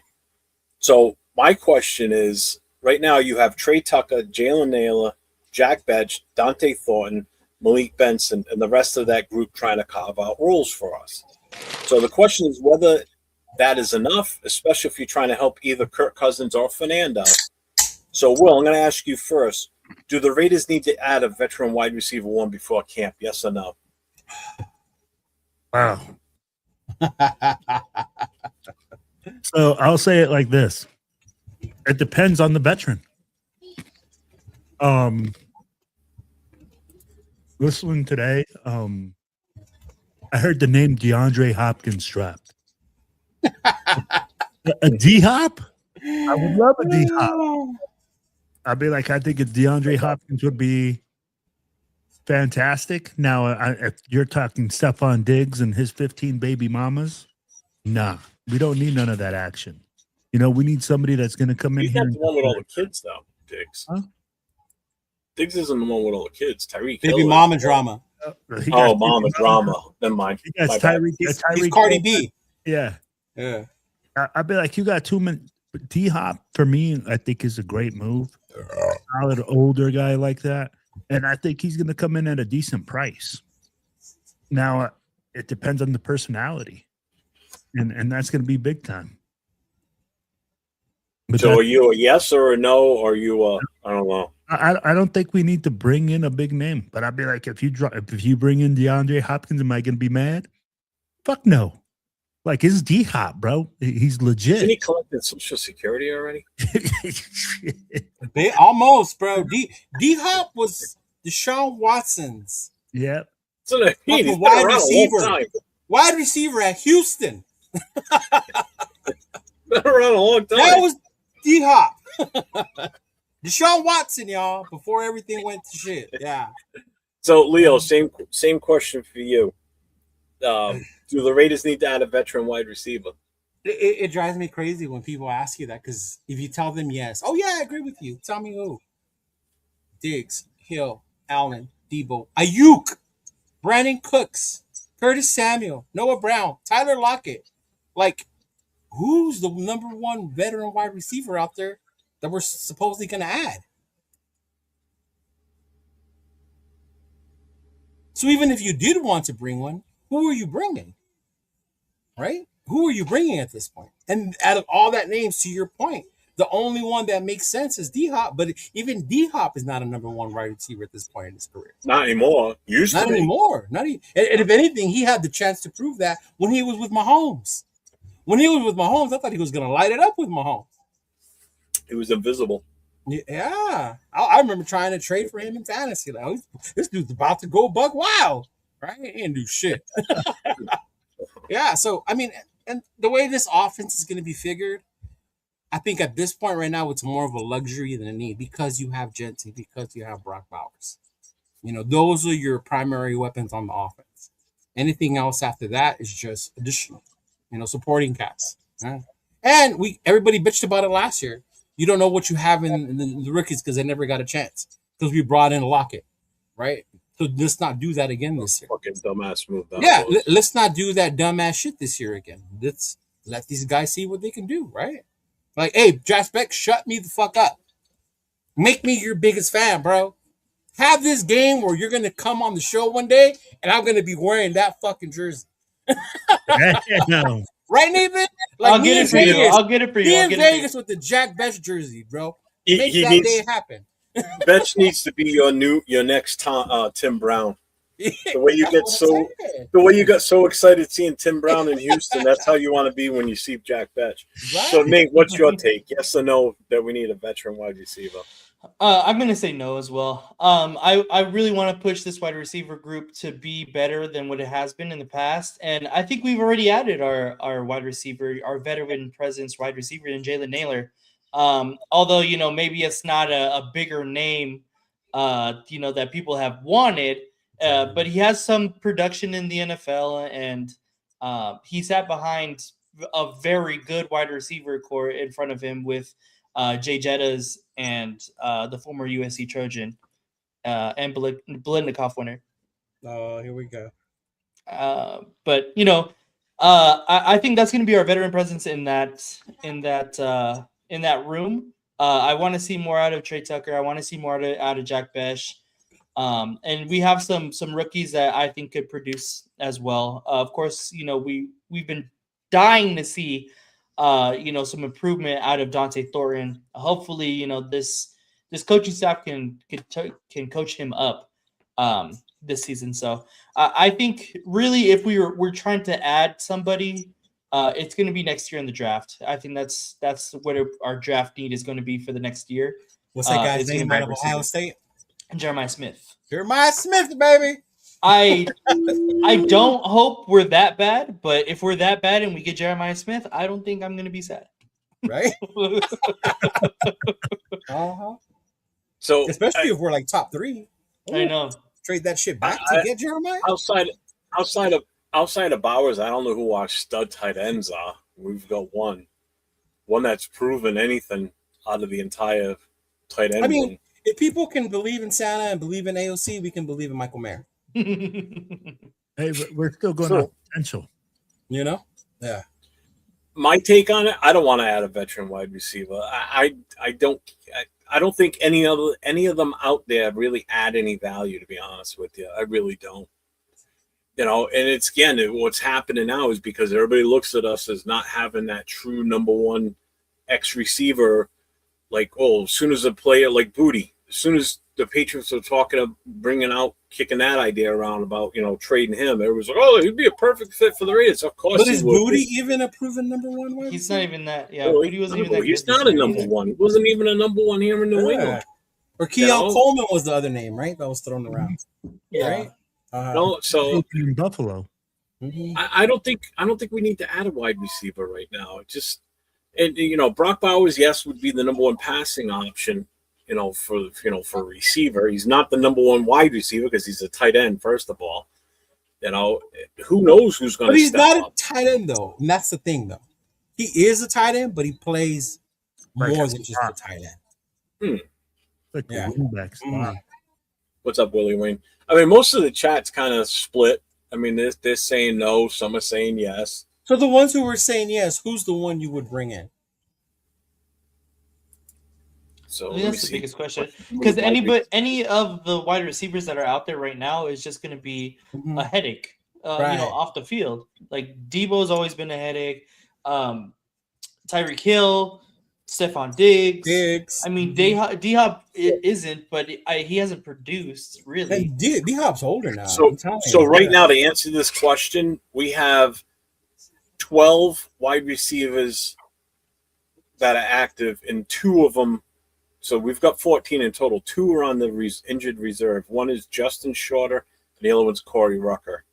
Yeah. So our wide receiver room is Bech, Trey Tucker, Nailor, Thornton, Benson, Derek Young, Philip Dorsett, Jason Shedrick, Chase Roberts, Brandon Johnson, E.J. Williams, Jonathan Brady, and Nicholas Henning.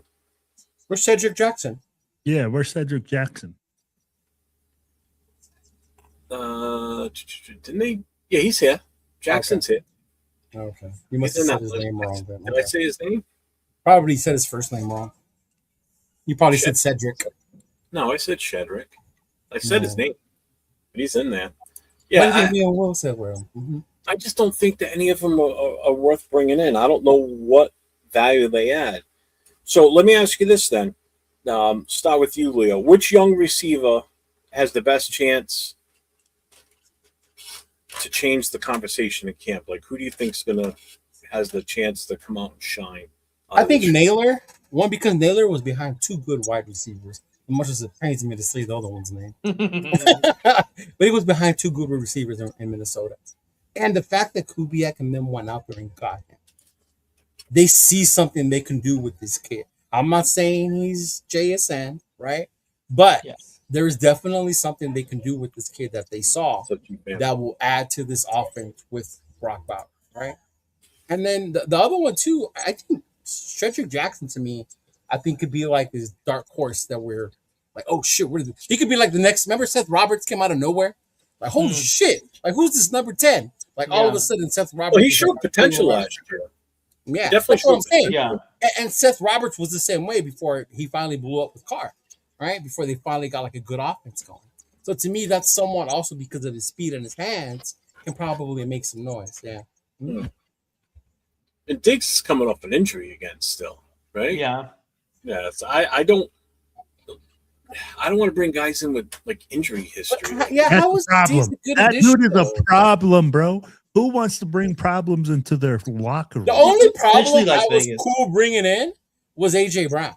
Yeah, because that's a number 1 wide receiver. Just like Devontae Adams, it's just that Devontae at least was productive on the field for us when he was here. Yeah. A.J. Brown Antonio Brown didn't even touch anything. Right. Mm-hmm. Yeah. Like, I'll give fucking A.J. Brown all the books he wants to read on them motherfuckers. Right? Like, here, hey, take the whole Harry Potter series, bro. Just score touchdowns. I don't care. Mm-hmm. Yeah. Yeah, a lot of people calling out Benson as a sleeper. That has a lot to do with Oregon, the Oregon offense, I'm sure. But then at the same time, like, what are you expecting out of a late round wide receiver pick at that point? You know, traditionally, if someone does hit on the late round, it's not all the time. You go back to the Dylan Lobbies, the CMC 2.0s, right? He was a late round pick. A couple years back, Tommy Merlot, touchdown Tommy, didn't even make the fucking squad. Yeah. No. Mm-hmm. So Peggy says, anybody who thinks that the Raiders don't need a bona fide number one wide receiver just doesn't know football. The object is to get 5, 6, 7 men off the line of scrimmage so Genty has room. The object is to keep the safeties occupied deep and away from linebacker territory. The object is to be able to use all the playbook and the field, not a part of it. You need a guy, DBs and DCs, fair now, not someone who might develop into a threat by November. 3 years and they're still single covering Trey, another reason. But that's not necessarily true, though, because even with the number one wide receiver, you still have to have the ability to get that guy the ball. As much as Devontae bitched, he was still a number one wide receiver. You just couldn't get him the fucking ball. I think the issue is that I agree. We need a bona fide number one receiver. Yeah, eventually. The fact is, there's not one out there right now. No, there's not one available to us to go pick up and be like, okay, this is our number one wide receiver. Let's go with this guy plus the supplemental people that we have behind him. Right. There's plenty of former number one wide receivers available, but they're just not that anymore. And if anything, past that time frame. The Chiefs proves you don't need one to win a fucking Super Bowl. That is who was the number one we also wide don't receiver, have Patrick Mahomes though. Right? They did it with what? With a quarterback. Yeah, wasn't there a top guy that year, like Juju Smith-Schuster or something? It was Kelsey. Kelsey was the main thing. Well, I mean, not Kelsey, not named Kelsey, basically. Yeah. It was basically anybody who was able to get open that wasn't Kelsey. Yeah. Did AJ Brown have knee injury issues? When, last year? No, at all in his career. I don't think he had. I mean, like a couple of times, but not to be out like nothing major. Like I don't even think those were real, bro. They were just drama between him and the fucking team. Well, yeah, he did not like being there. You saw how happy he was when he got out of there. See, G-Fam says you bring in Diggs. He played with Cousins in Minnesota alongside assistant head coach Kubiak and QB coach Klin. I can see. He already knows the Kubiak system in 2019. Yeah, I know. But it's just even Kirk said it though. That Kubiak system he knew back then is not the Kubiak system now. It's different. Yeah.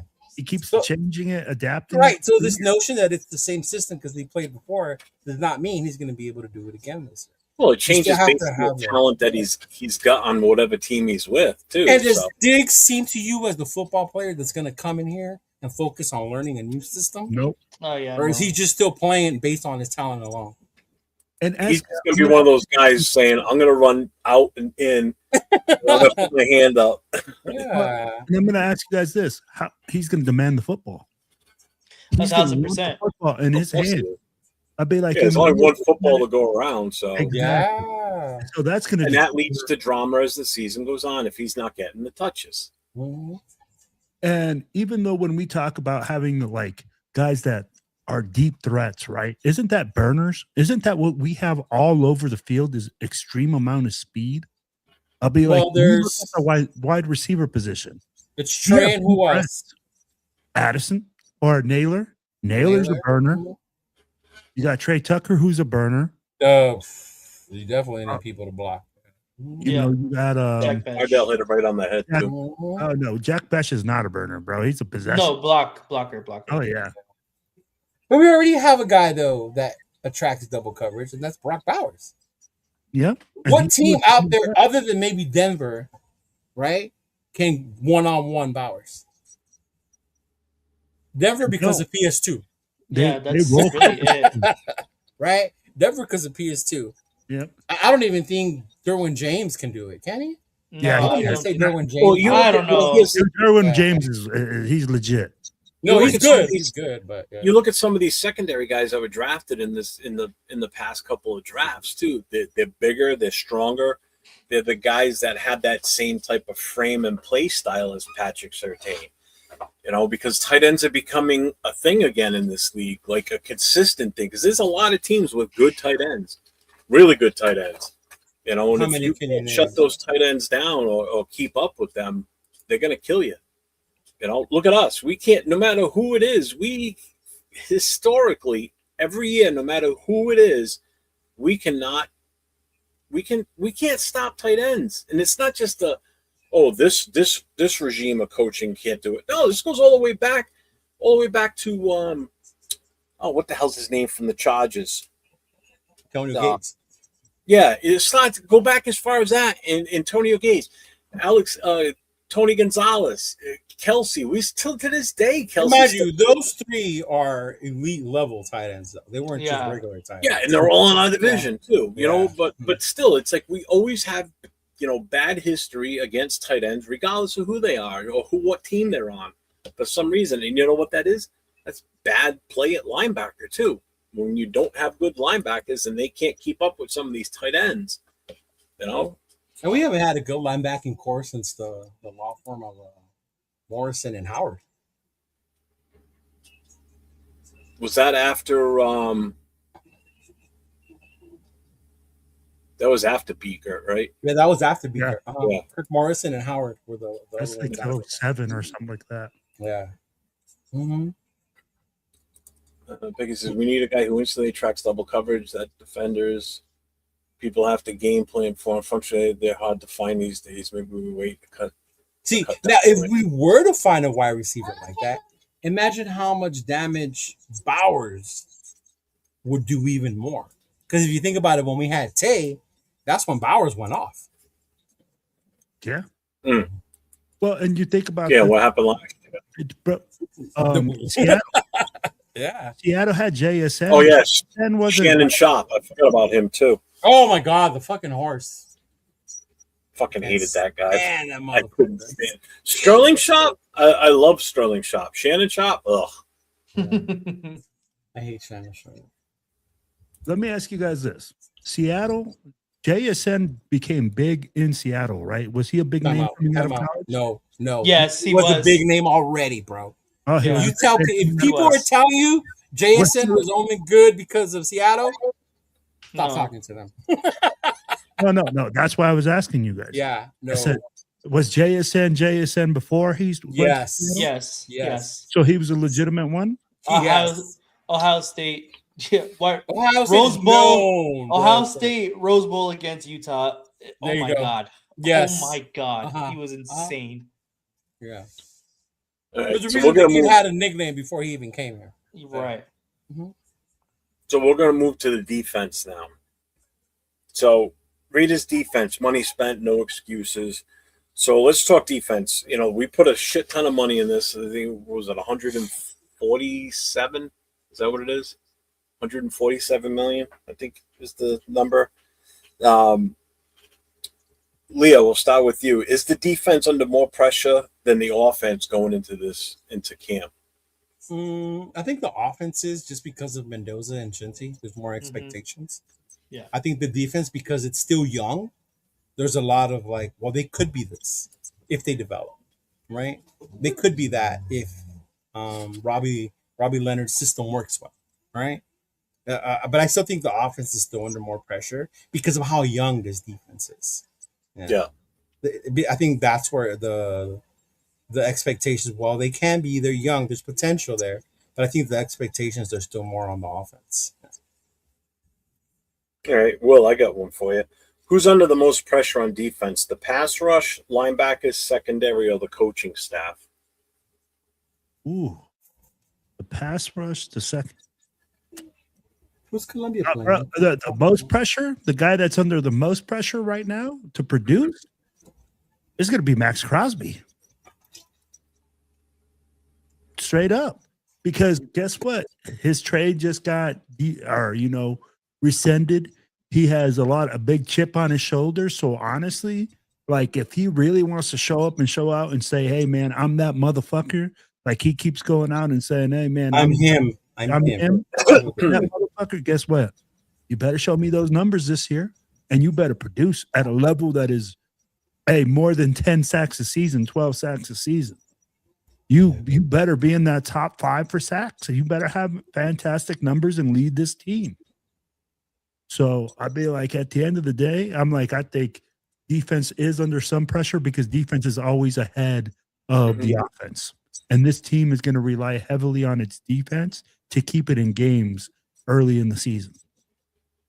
I think a lot of it's too the money that we spent too is why the defense is going to be under pressure. But if I had to answer this one, I would probably go with Robbie Leonard is under the most pressure because this is his first stint as an actual defensive coordinator. You know, is he being allowed to instill the defense that he thinks fits best with the guys that are on this roster, or is he going to still be trying to use what Patrick Graham showed him, or is he going to listen to Kubiak and, you know, take what he's given for advice with the defense? You know, is Kubiak just setting him loose and letting him do what he wants?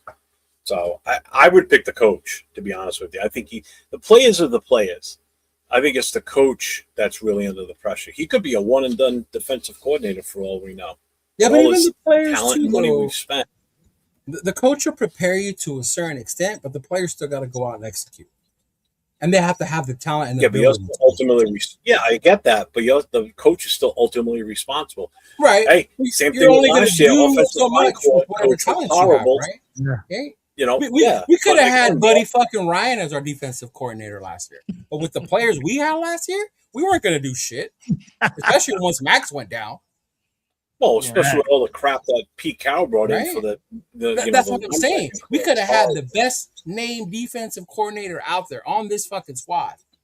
But it wouldn't have fucking mattered because the talent just wasn't there. And I think that's what they're starting to do, though. Yeah. Nate, I got a question for you. Yep. Do you think the fan base is expecting the defense to carry the team early at the start of the season? I think Leo kind of answered this. I think there's more expectations on the offense there right now because of the draft capital that we invested on that side of the ball so far.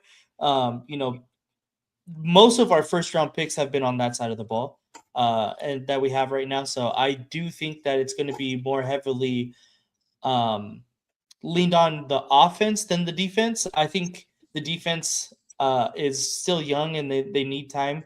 Especially with how you were saying there's a new defensive coordinator. So I think that it's definitely going to be more relied on the offense in the beginning of the year because of the players that we have on that side of the ball. All right. Keyron Crawford signing his rookie deal is part of this too now. So the defensive front, it's getting deeper. You know, we're getting the players in there. He may not have to be a superstar right away, but what do you think of his potential overall? We'll start with Will and go across. You think he can get, like rotational snaps, or is it more? I'll be honest, man. I don't watch a lot of college football. Like I said, I'm not a big college football guy. So I'm like, what we can expect for, in my opinion, like what I would like to see is him be a rotational guy that comes in there with Malcolm Kuntz and Quentin Pay, and like they see different things, right? They give you different things that they can do. So that's where I see him fitting in. I see him being a rotational piece. Now, if he comes out and he's an absolute monster, people are saying that he has a tremendous work ethic, that he has a lot of want in him. I mean, like, bro, you always want players like that. So I can see him moving into a starting role like that if Malcolm Kuntz doesn't produce. He's got that dog. Yeah, I mean, like, but as Jeff says, that's overused. We don't want to like say that he got the dog in him, or you know. I'm like, because honestly, we're gonna see when it happens in pads, right? We're gonna be hearing about it that he's tearing people up. For me, I'm like in Robbie Leonard's defense, as they're saying, there's going to be multiple fronts, multiple things that they're going to be doing. He's a piece. He's a piece that he's going to be used to the best of his ability at whatever they think he does.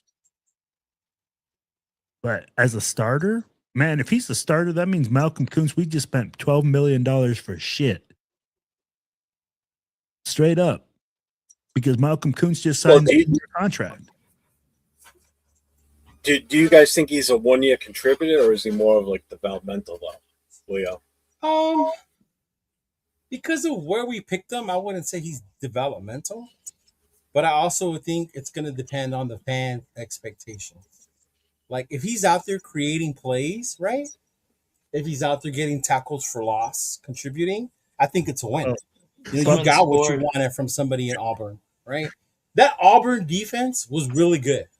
Auburn sucked because their offense was crap. Mm-hmm. But that Auburn defense was a tough defense, right? And he comes from that. And I think they did talk and look into the future by taking someone like him. Because you don't know the certainty of Max even at that time, right? He ended up getting traded. You don't know how Coots is going to develop or not. Yeah. And I think this was smart of them by saying, hey, you know what? We could add another end at this point right now. We did just sign Quiddy, but there's nothing wrong with adding more depth at this point. Yeah. Am I expecting to have a 10, 12 sack season? Like, absolutely not. But if the dude has like 4 sacks, some tackles for loss, or a play that we remember, or he knocked the shit out of, like, say, K9 in the backfield, like, I would be like, okay, this kid, he's going to be good. Yeah. Who scored, Will? Columbia. You Colombian today, dog, or what? Hey, bro. Yep. Absolutely. Who's Colombia playing right now? They're playing the Republic of Congo. Okay. They're playing the Congos. Bro, it's a good game. I mean, like I was even telling Cheeto, I don't have the opportunity to watch much of these games, but the games that I've watched, like it's been freaking good. The England game was good earlier today. Oh yeah, that's right. That was here in New England. Yeah, it was 0-0, bro. That was freaking crazy. The last like 10 minutes were insane. But what's up, Jack? Go ahead. So, do you think he's a 1 year contributor, or is he more of a developmental piece? What's your take? For Kuntz or Crawford? No, Crawford. Okay, so I watched Behind the Shield the other day, and the Raiders dropped the first. The Raiders dropped the first episode of Behind the Shield, and they went into the NFL draft process and the scouting combine process, and hearing what they had to say after seeing a little bit of Crawford's interview with the Raiders organization and with the coaching staff, they have very, very high expectations that Crawford can be a developmental piece in this defense. And watching that, if you guys haven't watched it yet, I highly recommend. I'm gonna watch it tonight. Yeah, definitely watch it. Hearing what they had to say about Crawford, I think they're really expecting him to be a developmental piece and become a guy for us on the defensive side of the ball. As of right now, we have guys that we have we put money into that's ahead of him right now in Kuntz and Kwity Paye, and I believe them to be the starters at this point. I believe it's going to be Max on one side and then those two rotating, and then of course Crawford sprinkled in here and there. So I do completely believe that goal Colombia. I remember my first soccer match. Let's go. But yeah, I think Crawford is definitely a rotating piece as of right now. But like I said, go watch Behind the Shield. The way they tout him in their interview after, I think they expect a lot from him as a developmental piece. Yeah, I heard about that this morning. How you need to go watch that, and it'll tell you a lot about why they went after this kid and why they really wanted him. Because honestly, during draft time, it was a kind of a surprise for me that we went out to get him. Mm-hmm. He wasn't really on my radar at all, to be honest. But yeah, I mean, what I will say about the kid though is he does have the size and the strength. Like when we think about Max doesn't really, but Max is his work ethic and how hard he goes and building his craft. So he overcame that. But someone like Crawford, like if he can, man, he's got the size and the strength and all that stuff. Yeah. Mm-hmm. So we're gonna move on now to the Kobe Dean watch. Concern of smart. I just saw another Raider fan. Kobe Dean watch now. I saw another Raider fan jump off a bridge again. First one said Fernando didn't sign. Now the other one said Kobe. Now we got the Kobe. Yeah, well, I mean, fans are concerned about it. Obviously, some are not. Some are just at a wait and see. The fuck? They just score again? That's 3 goals in the last 5 minutes. Oh, fuck, bro. That was a fucking laser. Oh, no, he was offsides. Oh, That's why I was laughing, because like, dude, he was offsides. He's over here like, bro, did you not see the offsides? no, I thought he was online. Fuck. You're right. But Fucking Rafi, you want to come in here and run the show tonight? They're talking soccer now. Where's Fuck, Rafa? I guess I got to put this game on now. oh, Shit. That's what I thought you were watching when you were glancing over. yeah, No, that's what I I- was watching too. No, I have my other monitor on this side, so I'm like, because hockey's over, so I don't know what the fuck I was here watching. yeah, Hmm. that's why. So, Will, start with you. Are you concerned about Dean missing the spring workouts? No. I'd be like, he was in the facility. The Raiders, when they signed him, I'm sure they knew about his injury. They have a plan on the way they want to bring him back. You know, they're saying, hey, we want to bring him back slowly. I'd be like, we were worried about him not being at OT or non-mandatory stuff, but he was already in the building. So that means he's learning the defense. He's just out there, you know what, at 50% like Max. Well, they're not saying he wasn't there. It's just that he wasn't out there doing any work, basically, because of the injury. I'd be like, you think he's not in the facility getting treatment, being in the same room, learning the same steps? I'd be like, he can be out on the field watching. I don't know all the details, but what I'm saying is I'm not worried about it at this point in time. Now, if we are talking about on July 28th, then I'm concerned, because I'm saying, hey, man, like, you know what? This is OTAs. This is when you're supposed to report. How bad is this injury?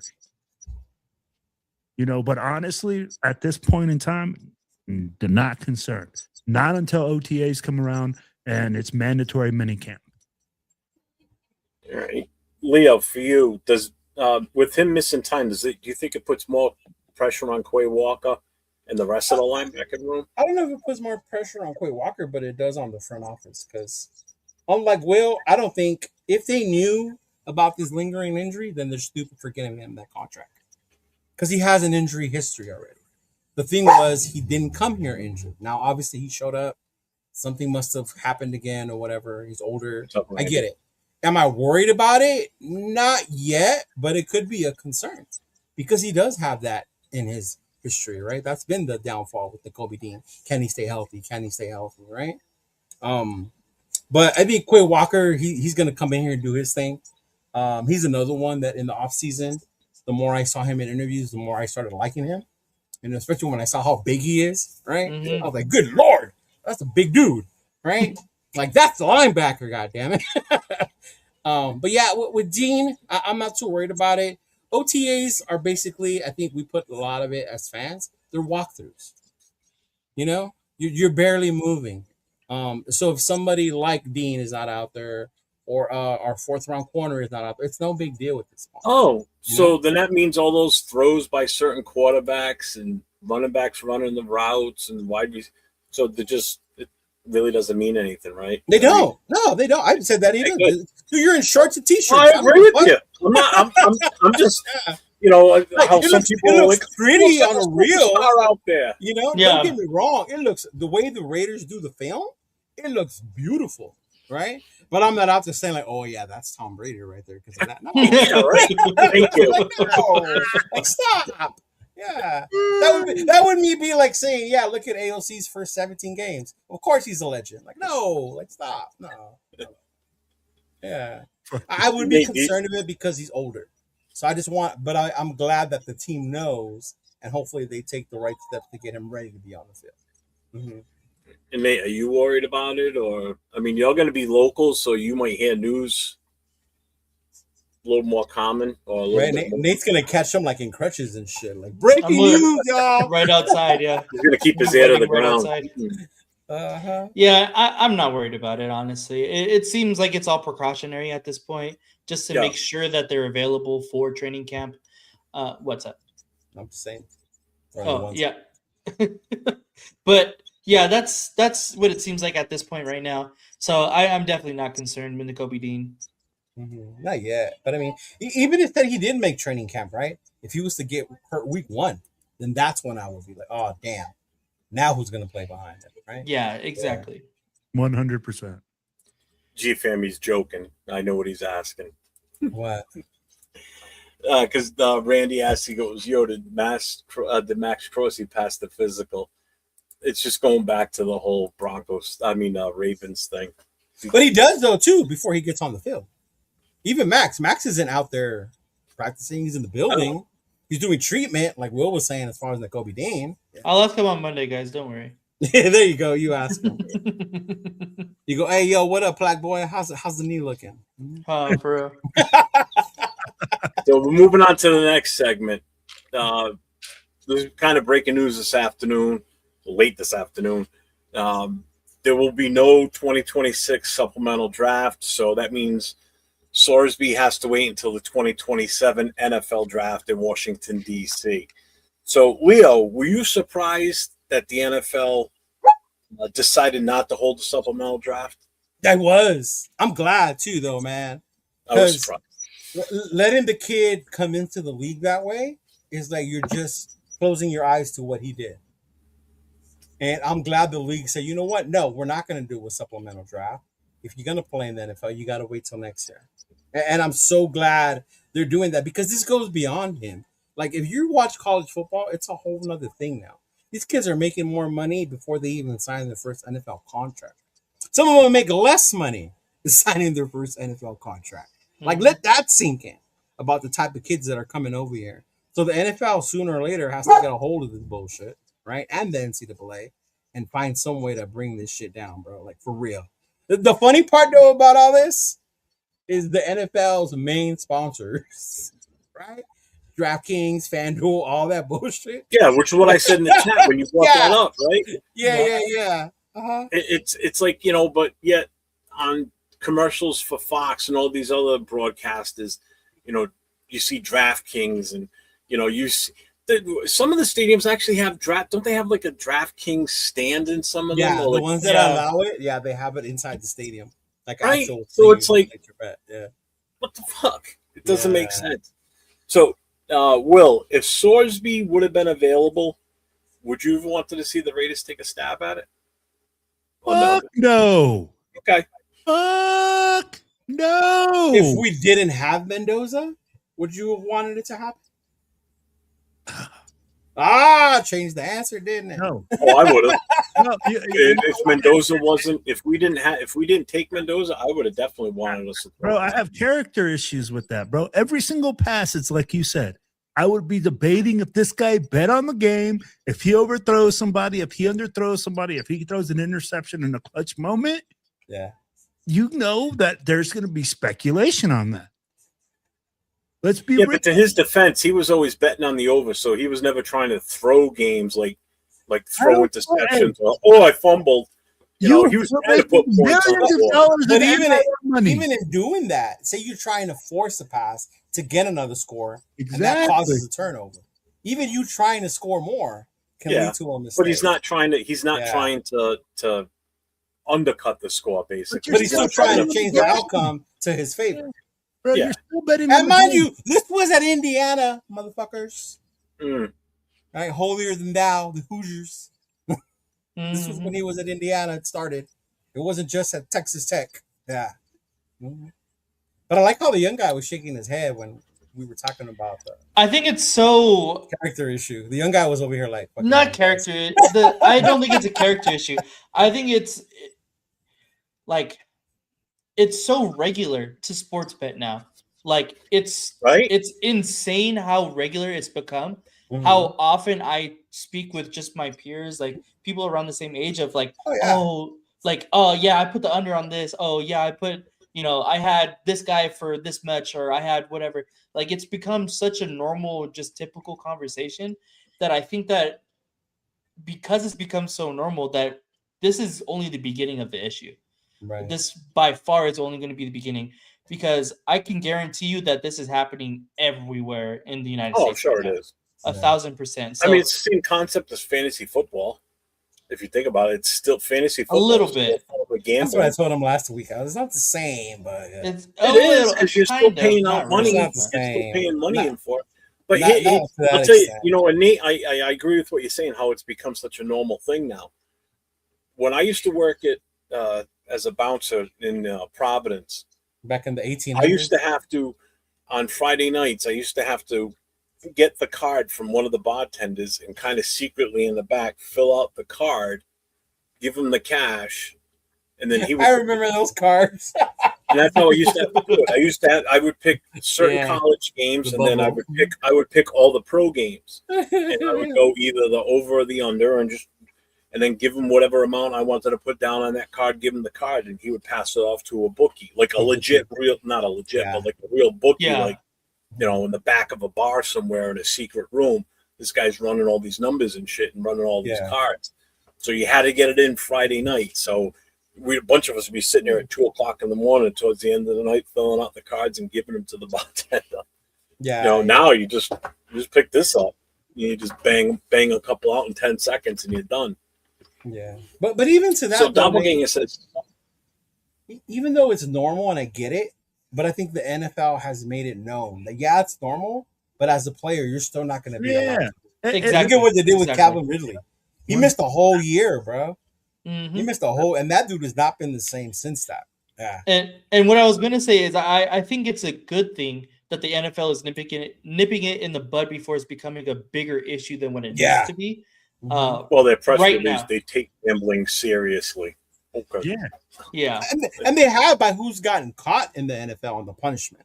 It hasn't been like a slap in the hand. Yeah. But it this is like one funny, of the at the bottom of say it's on NFL.com, yeah. The advertisement at the bottom is DraftKings. Right? Like, I would really get suspended a year for gambling. Place your sponsored bet. by DraftKings. Yeah. Sponsored by DraftKings. Exactly. Yeah. So Doppelganger says supplemental draft is a stupid concept. I don't think it is. It's there for players that are like perfect example is, let's say, Chambliss. If he got denied, and it would have already been after the draft, if he got denied his extra year of eligibility, he would have had to come in through the supplemental draft. And here's a kid that just aged out of getting another year, but now he would have to wait until next year, but he couldn't play in 2026 at the college level. So he'd have to sit out a whole year of not actually playing football. Yeah. So this would allow him to get into the supplemental draft to be picked up by a team and get on the field this year. So it is a good concept. It just doesn't happen that often. So when it does come about, a lot of fans don't understand how it works. And I covered that Friday night on my show, on the No Huddle show, how the whole thing works. So the supplemental draft is a good idea. It is. Look at do you guys know why Terrell Pryor got kicked out of Ohio State? Because he was selling his jersey signatures or whatever. For what? For what? A tattoo. For a tattoo. Yep. This wasn't money. A tattoo, right? And he lost his whole year of eligibility at Ohio State. And he came out in the draft. And he came out in the supplemental draft, and then we ended up getting it. Chambliss would have been a perfect example. If this was a couple, like, I think, what was it today? I think I sent you guys the thing, the new NCAA rule about no more redshirting. That's it. No more 8, 7, 6, 7, 8 year seniors. You get 5 years, bro. 5 years to play, and that's it. No shit. I didn't read the whole thing. Yeah. 5 years, and that is it. And I'm so glad they're fucking finally coming up with that. Because then now you get, like, Chambliss doesn't have to go back and appeal to be able to go back. Leo, I was trying to get it in shape, bro. What the fuck? I can't go back now. I can't go back. I was trying to go back to school, man. And anybody, you can't go back, dog. I don't know how many years of eligibility you got left. Hey, there's an age restriction for a 5'7", 130-pound safety. 150-pound safety. Give Dave a call. 5'4", 40. I think it was Doppelganger said it in the chat. Oh, he already answered that. He said no. No, I think Doppelganger said it's character over characters. Because I get it. You don't want somebody with a gambling problem to come to Vegas. You know what you don't want either? You don't want someone with a drinking problem. You don't want someone with a prostitute problem. You don't want someone with the Deshaun Watson problem. Like, all that's in Las Vegas, right? Yeah. Like, but then again, that's when you start to... There's gambling in Vegas? There's gambling. No. There's massage parlors, Yeah. So let me ask you this, Nate. This question is going to be for you. So does Sorsby become a bigger deal in the 2027 draft now? Like that storyline for all these quarterbacks that are potentially coming out? No, I think his draft stock has dropped so low that it really doesn't matter. He's just going to be like, oh, and then there's Braden Sorsby also. So, I don't think it's going to be a big deal. It's going to be just the same guys. I mean, I feel like if he would have been eligible to play this year upcoming, he could have, been a bigger name because he is a good player, but he was never going to be, the guy in the next draft, in my opinion. I don't think so.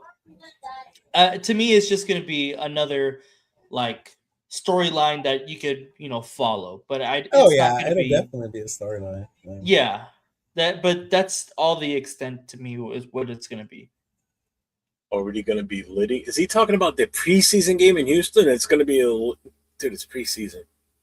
Nah, Houston, bro. So I'll say this though: the Houston people, if they bring out the smokers for the preseason, they get down. They get down. Wow, get down. Mm-hmm. But then again, in August, that humidity, we won in what, December, Will? I don't think I would go in August. Yeah, that was December because it was. I don't think I would go in August, man. It was the game after my Philly game. Yeah. So next topic, Kubiak, with the culture, the 40-day warning he gave the players. So do you think he sent the right message before the break? This time, when players can either build momentum or lose it. Yeah. The team has a 40-day window from now until when the training camp starts. And basically what he said was told them just come back ready and to behave, basically. So, Will, do you like Kubiak putting the accountability message out there this early? Like taking these guys he's telling the players, be ready, be in shape.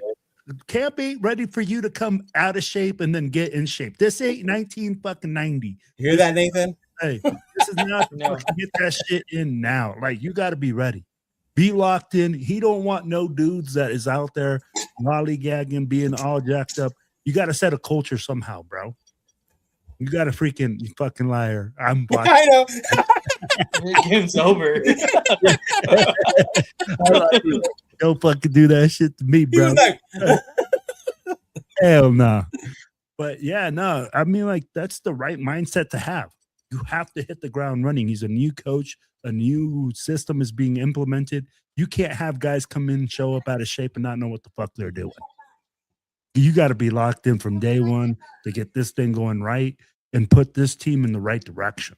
So I think that's the right warning shot to send as a coach to say, hey, man, we're going to have a 30-day break, but be ready to work when you get back. He's not saying, hey, you got to do this or you got to do that. He's like saying you got to be in shape, which is your fucking job. As a football player, that's your fucking job, to be in shape, to be ready to play, to be coachable. So at the end of the day, absolutely, I love it. Leo? I'm not surprised. Even when he did the shield thing, people were calling it a gimmick. When they released Snowden, I think when they released Snowden, that showed me they ain't playing around about character type players. You're not here to bullshit. You're here to do the work, do the football. And if you're not, then you're not going to be here anymore. And him sending that message to them. And it's true, because a lot can change in 40 days, right? I mean, I remember when I would go out to deployment, come back fit as fuck. Like, hell yeah, right? I'd be home for like 3 weeks, come back to the shit, like, oh, fuck, what happened? His buttons are screaming. Like, I got to go get the big boy overalls. Like, oh, shit. Like, god damn. Like, what happened? And that was in 3 weeks. So I could imagine, bro, you give someone a month, over a month, like, yeah, if you don't take care of yourself. And I think these guys know that, especially the veterans, especially when that comes down. But I'm glad he did it. I'm not surprised. Especially, I'm holding the vets, too. Hold the other ones, because they can still talk to each other. They can keep each other accountable. I think Kubiak said they're going to call in and check in on them, see how they're doing and things like that. So, yeah. Mm-hmm. Nate, what's your take on that? Yeah, I mean, what Will and Leo had said earlier, that it's completely on the nose. I think it mainly was just to show, like, we are trying to set this new this new organization, this new culture. Fuck, thank you. This new culture, and it starts with us. Like this is the first year of this new regime, and we're going to set it right. And if you want to be a part of it, great. Show us you're ready and available to be a part of it. If you don't want to be a part of it, or you're gonna fuck around, we are not gonna take that. So that's exactly what he's saying here. And I can respect that, honestly. Because that's what you have to do if you're trying to turn around an organization.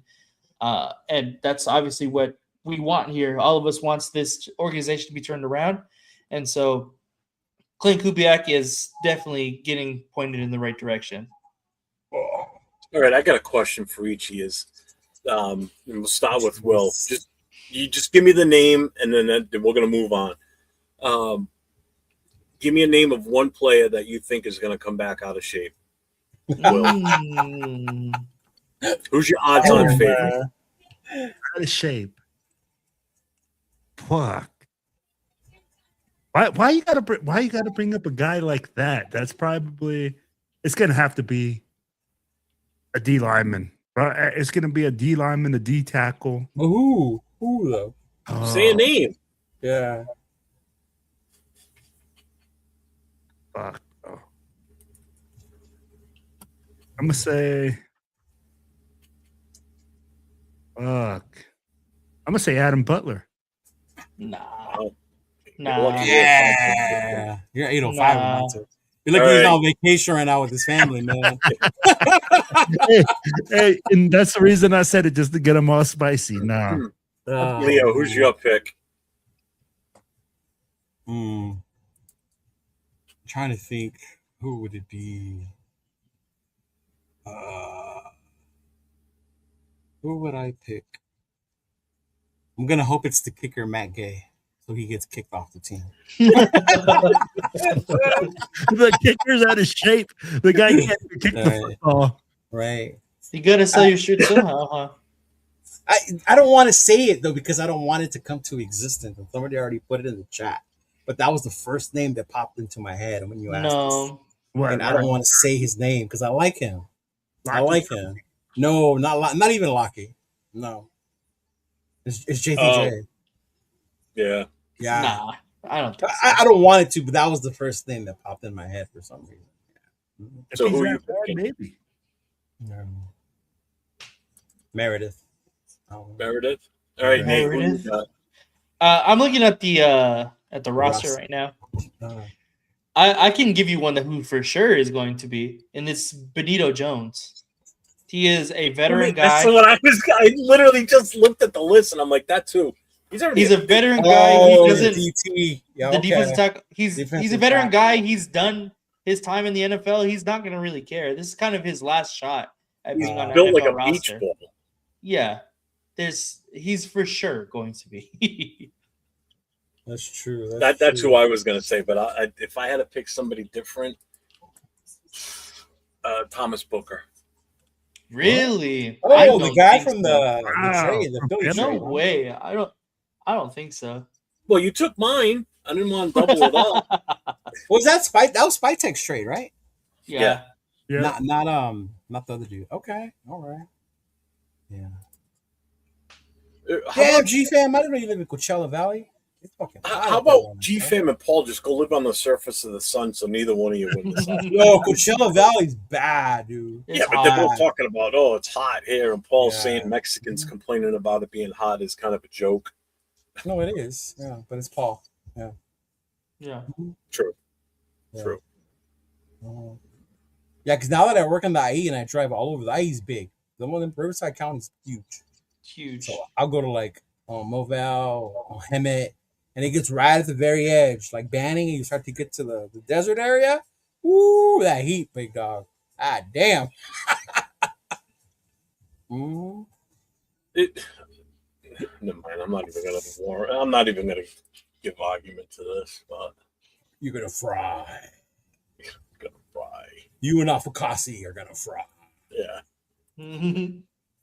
I've been in fires where the temperature reaches 1600 degrees, but 120 is going to be 1600 degrees. 15 to 1600. It's an average. Yeah. Yeah. Even a couple hundred, you still feel it. Even with all I that know that, but I'm saying survive. there's a big difference between 100 degrees and 1500. How hot do you think it is during a flashover? Yeah. I mean, you Oh, you don't gotta tell me. I was a firefighter in the Navy. Yeah. I know how hot it gets. I trust that suit. I love wearing that suit. That suit's my best friend. It is. Yeah, I love that fucking suit, bro. Yeah. I used to hate wearing it during drills, but when I got into actual shit and felt how much it protected me, man, give me that shit.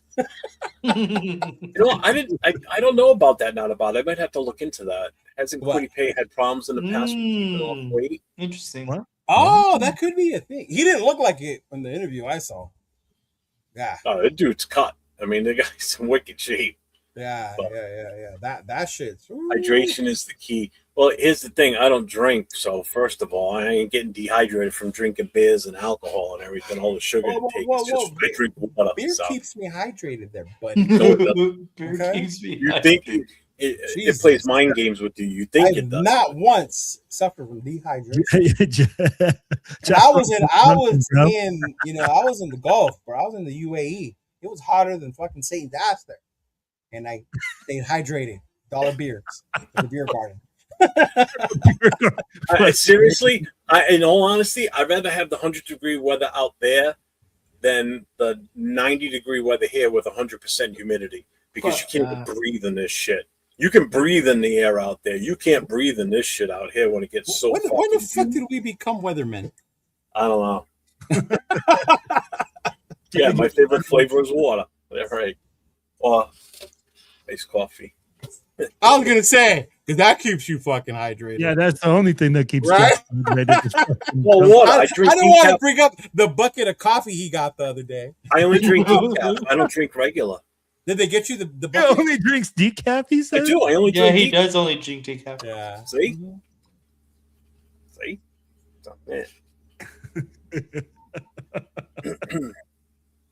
Where's that? Is that all right, so we're here in LA? Actually, no, not final takes. We'll be coming up to that in a second. Real quick, I need to get this out there because we need to stop pushing this for him. Anybody coming to New York for the Raiders and Jets game, that Saturday night party at Reds, Phil Villapiano will be there with a book signing that Saturday night, October 31st, from 6 p.m. to 8 p.m. He will be signing books, and books only during that 2-hour time frame. The books are $30 a piece. You can buy them there. The signature, it costs you $10 for the signature, so $40 gets you the book and the signature. If you bring your own book, it's $10 for the autograph. All right, but there will be books there for purchase on site. Can I take a picture on the front of the book that I want him to sign? Well, he's going to stick around afterwards for a little bit, so that's when it's going to open up to everything else. Because he may have, I don't know if he'll charge for that or not. I'm not handling that part of it. That's Terry. That's her. That's her guy. So, because he is the founder of the Jersey Shore Booster Club. So, and his book is about his life, like Raiders before all that. Yeah. Yeah, he's a cool ass dude, man. If you've never met Phil, he is. I know he's one of the coolest. Yeah, he's the type of guy that, type of ex-player that, former great that you could sit down and just bullshit with. Yeah, down here in LA, we call him Fool. Yep. Yeah, what up, Fool? That's how he is around it. Yeah, that's the name he's got. That's his nickname. Yeah. So yeah, the good thing is I'm going to get to eat dinner with him that night too. So I'm excited because he's going to be there early. We got to set up and everything. So. Wow. Yeah. My bad. Excited. So I'm looking forward to it. Give him a little tug under the rug too. What's going on there? Yeah. Just like that, huh? Right? Yeah. Inside scoop. You see that? What up, Widow? Our Diana Rossini. I didn't make a flyer for it yet, but anybody coming to the New England Patriots Raiders game, nobody cares about that. Saturday night or Saturday afternoon at 4:30. What's going to that? Is going to be the tour at Fenway Park. So from 4:30 to 5:30 is going to be the guided tour at Fenway Park, and then at 6 o'clock we're going to walk right down the street and go right back into Fenway Park. at the location called Game On. So it's $25. 20 is it 25? Shit. Hang on. All those papers, and you can't remember where you put it. I already did that. Did you? Shit. I don't remember the price on it. I'll be in Rosarito that weekend. But I'll be putting the flyer out for it by the end of the week. So make sure you guys that are coming out for New England or the Jets game, if you have any questions, get in touch with me. We'll have all the going ons. So final thoughts, final takes. Leo, what's your biggest question before the week one of the training camp? My biggest question is going to be, are they going to open up training camp for us to be able to go see them? That's exactly what I was planning to. Well, what did you say again? Are they going to open up training camp practice for us to be able to go see them? Okay. Oh, Nate, that'd be awesome if they do for you, man. 1,000%. Mm-hmm. Yeah, I'd be there like every day. That would be my biggest thing. And then just how they start playing with pads, you know? Like we keep talking about, Rodgers or Grant is going to take so-and-so's job, and he's already like the best offensive lineman out there. Like, let's let them put on pads, let them do some hitting around to one of each other, and see what goes down, bro, you know? Yeah.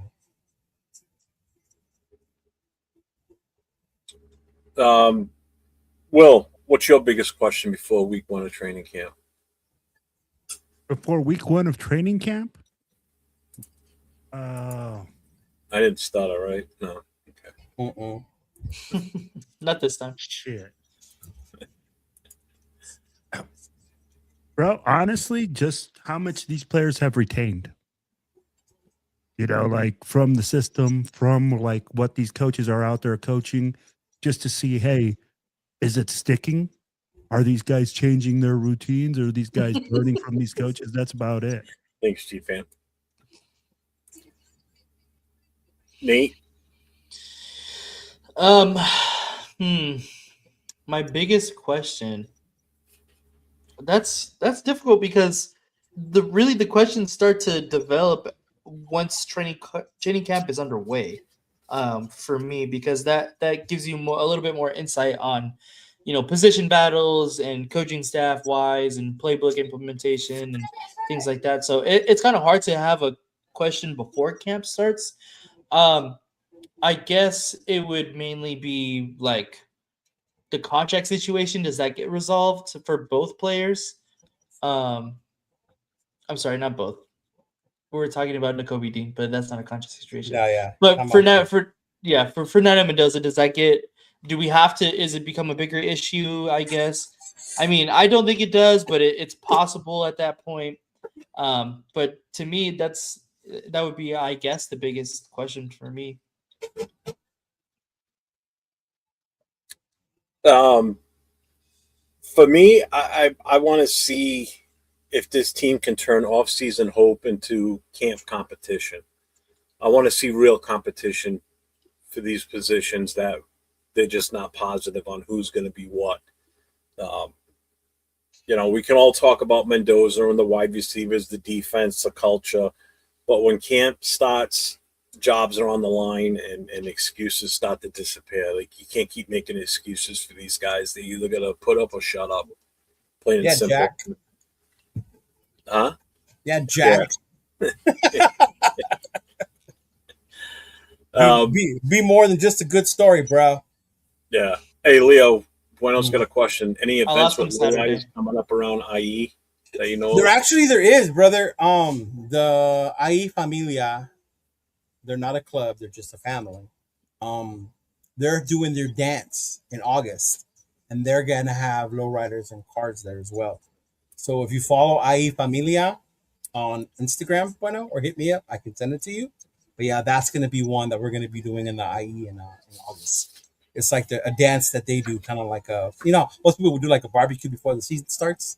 So then they do one, a dance, which is pretty dope. And they're cool as hell, bro. It's like old school type vibes. Like, yeah. That's cool. But that one, the IE Familia. And Bueno, go check out the video, bro. I went to the gas station chicken just for you and Anthony. I saw that. I forgot. I was like, wait, I'm in Riverside. And then there it is. What is it called? Which one is that one called that you went to? Country chicken. Mm-hmm. Country chicken. Yeah, and then there's another one that's crispy chicken. That's the one. That's the one I've been to. There's two of them. Chicken. Yeah. Yeah. You gotta see the other one, the country chicken. Their biscuits are good. They already come glazed, and you don't even have to put honey on butter on the biscuits. Like they're already like I'm like ooh yeah. Mm-hmm. Crispy crunchy chicken. Yeah. That one. Yep. Mm-hmm. We'll start with you, Will. What do you got going on? You got anything you want to bring up? You know what, man? Shoot, I forgot the link, but if you guys didn't something just come across your desk you brought up the other day? I don't know. I saw you do a video. I got to share with y'all. Like the one I do want to talk about, man, I'll tell you guys like this. Our brother Glenn is having a fundraiser for his family. I don't have the link up for the GoFundMe, but it's on my Facebook page, TikTok, everything like that. That's the one I want to man. Yeah. Like if you guys can help out, most people know Glenn as the guy that goes Raiders woo. Pura vida. Yeah. Pura vida. Like he's a great guy, man. His oldest son passed away, so we're trying to get him some help. And I mean, like, whatever you guys can contribute to that, please do, man. That's the one thing that I do want to bring up. We're almost. You think he's almost there at the goal too? Yeah. Yeah, he's close. He's close. I'll tell you what. When I saw that video pop up the other day, him with his family talking about it, and when Little Woo wasn't in the video and he started talking, I'm like, no, don't tell me. Yeah. I didn't know we had an older son. I've never met him, so I wouldn't know this. Yeah. All I thought of was Little Woo, and I'm like, I'm sitting and watching this video. My hand over my mouth. I'm like almost in tears at this point because I'm thinking it's this poor kid, right? Because I've been looking forward to meeting him when I get out there to Vegas and in LA and everything. I want to meet them both, And I actually, once I saw that it wasn't him, my daughter said, "What's the matter?" She goes, "You don't look right." And I said, "Well," and I showed her the video. I said, "This is who I thought he was talking about." And I showed her some of the video clips of him and Little Woo doing what they do. Yeah. And she goes, "Oh, he's so cute." I said, "He's such a great kid. The kid's so full of spirit and life." And, that's the first thing I thought of was Little Woo. And I was like, oh, my God, that would have been devastating. I mean, he lost. It's still devastating, but devastating. No, I was the same way. I was in San Diego with my daughter a day before Father's Day, and then she texted me, "Did you see Glenn's post? His son died," and like my heart dropped. Yeah. In my mind, I was like, "Oh my God, like what happened?" And then I saw his video, and I had just met his son. We met him at Bakersfield, Nate. Yeah, his son was there. The guy with one of the basketball jerseys that we saw. Mm-hmm. He was there. That's the one that died in a car accident. Oh, yeah, bro. So I know it's sad. Yeah. So super sad to hear that from his family. So thoughts, prayers, and condolences. The link in the chat. There it is. There you go. Yeah. It's also on our social media pages. The three of us. Yeah. Mm-hmm. Kind of how's it go on from that, I guess. Leo, what do you got coming up? You got anything? No, but I know you said Wednesdays we do the connection show. There is going to be a change. Now with my new work schedule, I have to move the Poodle Raider podcast show from Mondays. I can't do it on Monday anymore. I have a client that goes from 5 to 8:30. So I am going to move it. I'm just confirming with the other people to see what day we move it to. Yeah.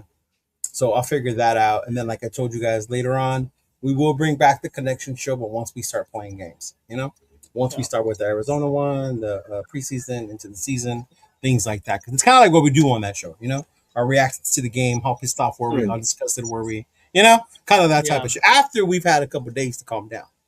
Right. Because if you do it the day of or the next day, maybe a little silent. I mean, you look at what happened last year. If we went on live after we beat New England, we would have thought we were going to the Super Bowl. The way the team played that game. Like some content creators did. We got our answer a quarterback.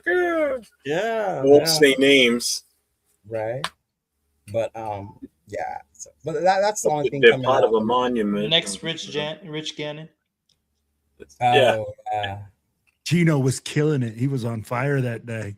It was the solution for the future. He did throw an interception that day, though, right? He threw one, but it wasn't really his. Like, it wasn't like a bad one though. Okay. He still threw the ball though. Yeah. I mean, like, he started his career interception freaking year. Yeah, and then don't forget, we do still have the backpack drive still going on. For the city in the Inland Empire, we'll be doing at the Boys and Girls Club in the city of Fontana. I reshared that flyer today.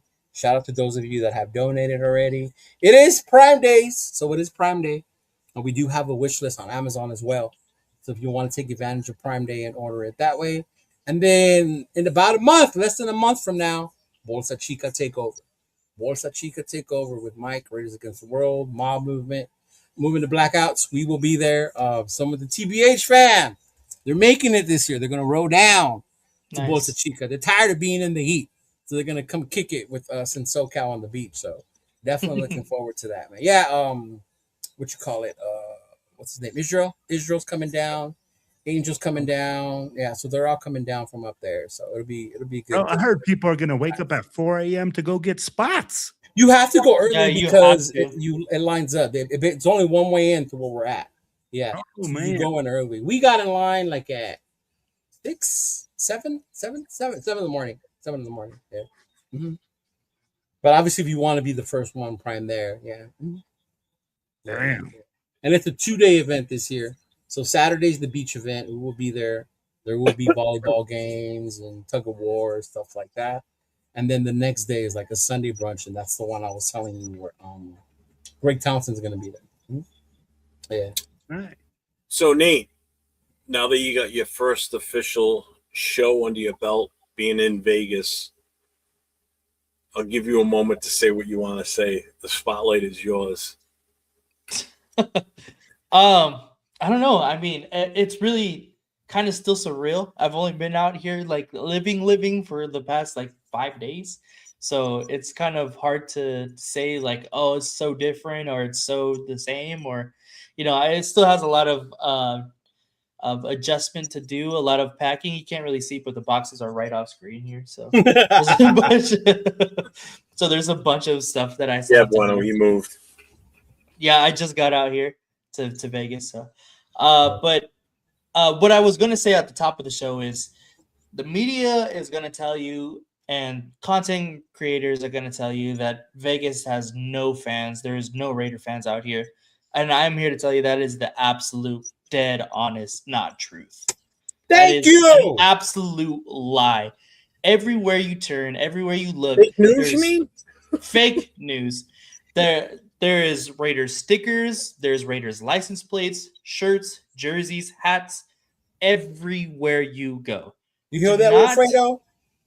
Do not, believe the content creator bullshit that, there is no Raider fans here in Las Vegas. That is absolutely terrible. No, there is Raiders fans everywhere you go.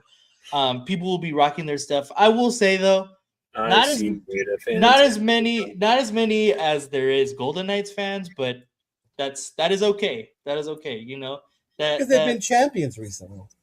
Exactly. Mm-hmm. So once we get to that kind of prestige, I completely and fully believe that the Raiders are going to be one of the biggest and hottest tickets in Las Vegas, more than it already is. So I think it's going to be, I think it's awesome. And I'm here to tell you guys that obviously do not believe, the propaganda. There's no Raider fans here. Even when you go to local 1,000%. Casinos, there's Raider stuff in those casinos. Yeah. All the time. Right? All the time. All the time. Yeah. The Orleans has a blackjack table that's rated out. Yeah. Can we go back to the questions when I asked you who's going to come back before training camp starts out of shape? It might be Nate with all the food and everything he's going to be. Can we switch it to that? Because he's going to want to try everything that he had never had before out there, and like all these different restaurants and shit. Bro, he's going to have the inside scoop of where to go. Yeah. Chinatown is my favorite place. You know what I think it is, Nathan? It's not that they're not Raider fans. They expect them to be the way Oakland Raider fans are. 1,000%. And that's the difference. They're not going to be. Even LA fans are not Oakland Raider fans. No, they're not. Yeah. No. Yeah. We're just different, and I think that's not gonna happen in Las Vegas, even when we win. Even when we win, right? It's not because it's not. Vegas is still a different culture. It's a different group of people that are always going to be there. Yeah, on game weekend we're going to come down and we're going to invade and all that bullshit. But once we're gone, you guys are still the ones that are going to be there repping the Raiders. Yeah. Mm-hmm. What's up, SoCal Sal? I'm glad you said that because I tell people that all the time. Like I see them all the time when we go down there.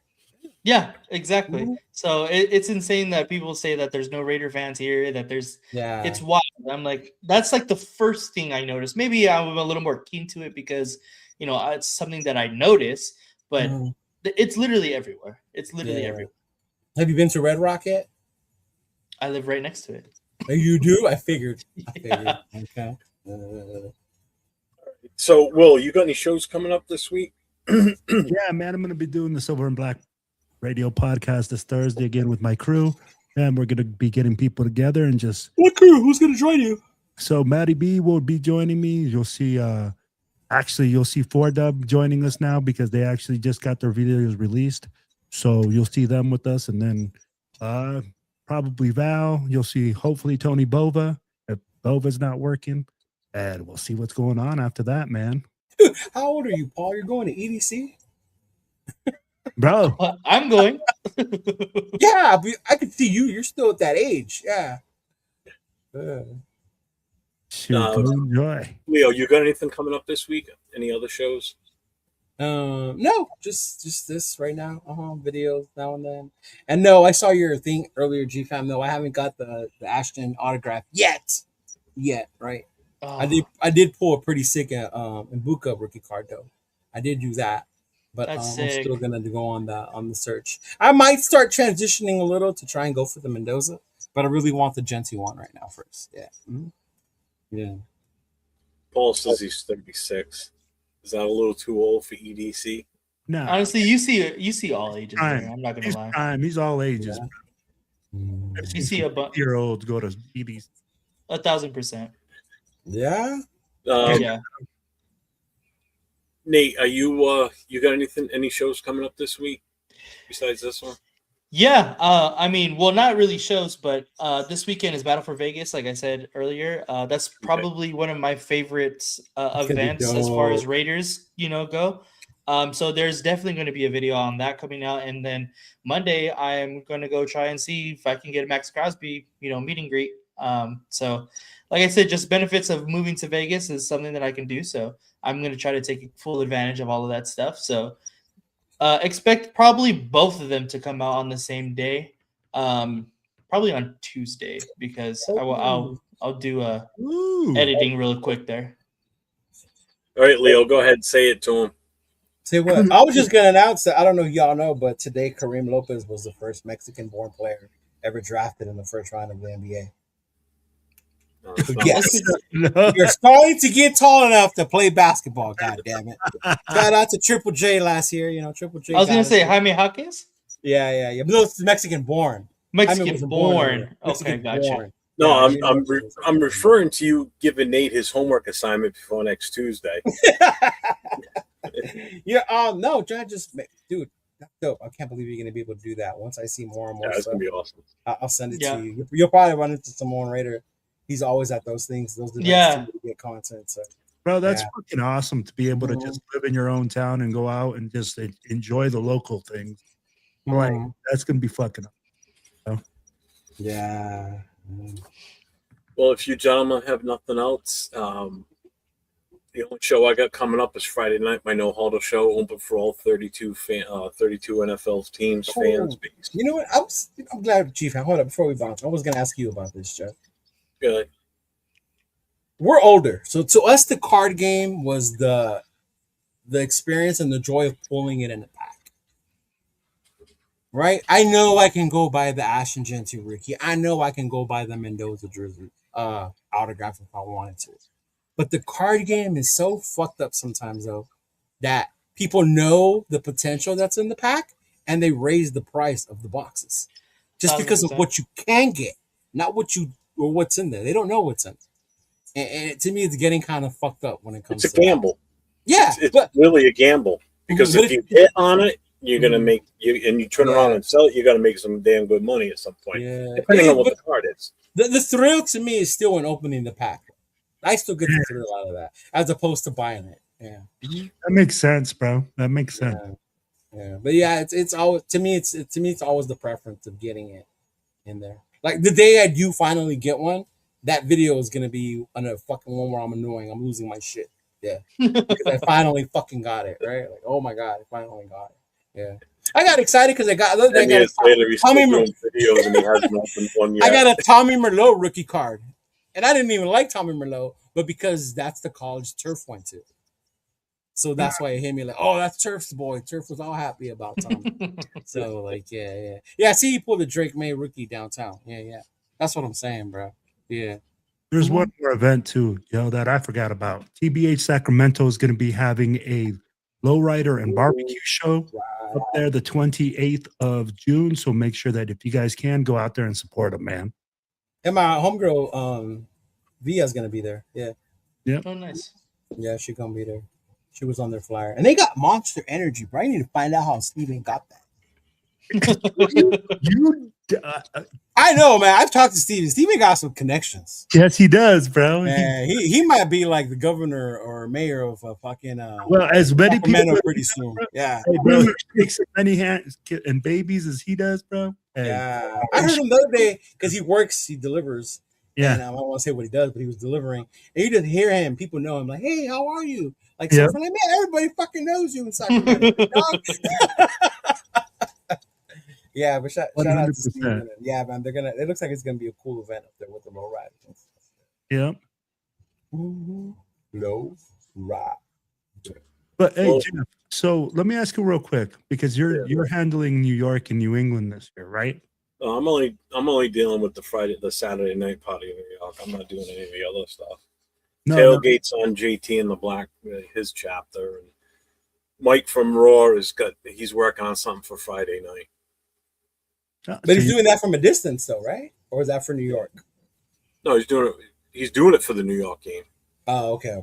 He'll be there.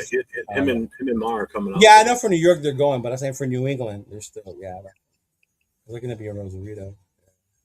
Yeah, because he already committed to that date on the calendar. Just didn't know what game it was until the schedule came out. So he let me know like the next day that I'm not going to be doing it. And that's only because I reached out to him because I saw the Papas and Bear thing come up. I'm like, dude, I thought you were coming to New England. And then he explained it to him. Like, all right, I get it. Yeah. I was like, he's just going to bail on me like that? Yeah. I know I have the same monster fridge that Max does on his show. Go ahead, Will. What were you going to say? So my question for you was this, man. What are you most excited for? Getting my hookers from the Bellagio, apparently. I can't hear you, Leo. Shut up. I know that you're. That's what I'm most excited for. I'm dead. Sorry. It's a wrap on that. Oh, man. Oh my gosh, bro. Go ahead, Will. It's a wrap. Let's just get out of here. Oh, shit. Viva los Raiders. Bro, that was so random. Are you hookers from the Bellagio? Crazy. Not even hookers. No, right. I knew what it meant, though. Sometimes they spell it that way so they don't get hit in the chat, right? For certain words. Yeah. Yeah, high class ass. Yeah. For real, man. Oh my gosh. Well, you gonna try again or no? It's a wrap, bro. We're just good. No, I think he was gonna ask you, what are you most excited about for the New York weekend? Or for the weekends, but with hookers and cocaine, who knows now? Oh my god. I mean, in all honesty, out of all the games, obviously the home opener is the one for me. That's why I put so much emphasis on nailing down everything for the Patriots game and the Jets game, so I can just go and enjoy week 1 and week 2, and just because I'll come home and everything's already done. The only thing that we got to do for New England is just get the food that we're going to have at the tailgate, and that'll be that week. So I'm not even worried about that stuff. You know, that's minor now. You know, everything else is set in stone, dates, times, boom, done. You know, now it's just a matter of starting to promote it a little bit more. I've just been so hung up with getting some other shit done too. So I know I see all your gear, bro. Look at all that fresh gear. It's almost like Cheetos jerseys. Hey, make sure you guys stop by Cheetos store. You know, get you a jersey or two. Bro, having a job. Shameless plug. I don't have time to do that shit right now, but yeah. Thank you, appreciate it. Yeah, but yeah, Paul, I'm planning on going to LA for week 2. I'm trying to work a deal with Afakasi where, you know, he wants to stay an extra day or so in Vegas if he gets out there for week 1. I told him, I said, I'll stay an extra day. I'm already going to be there on Monday anyway. I'm staying overnight Sunday night. I said, I'll pick up another night at the hotel, and if you want to leave on, you know, Tuesday, we'll rent a car. We'll drive to LA. I'll gladly drive. I have no problem. Beautiful drive. It honestly, it is. Trip. Get out of here. No, he just told you it is. It really is. It gets. It's pretty underappreciated in my. Yeah. Well, I've already looked at a couple of places we could stop just to kind of, you know, like stretch it out instead of it being like a 4 or 5 hour drive. Just kind of, you know, make a couple of stops here and there. Well, to LA, it's 4 or 5 hours. It just depends on where you're going. Where you're going in LA, yeah. Did Giannis Antetokounmpo really get traded to fucking Miami? To the Heat yesterday? Yes. The Lakers just traded for one of the draft picks by the Knicks that got drafted today. Mm-hmm. Holy smokes, bro. Yeah. The Heat gave up like their whole team. Yeah, Triple J was part of that trade. Yeah. Oh. Yeah. That's crazy. 3 hours is not Vegas to LA, bro. 3 hours is from where I'm at to Vegas. Yeah, I was gonna say that. To LA. Yeah. I don't give a fuck how fast you are. LA traffic's gonna say no. Mm-hmm. Literally. Right? Yeah. So 3 hours the fuck out of here to LA. Nah, dude, you're crazy. I live in Pomona. It takes me an hour to get to LA. Yeah.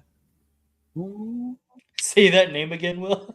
That's yeah, I can't even say it, bro. Antetokounmpo or Antetokounmpo. I just call him Giannis, bro. Yeah.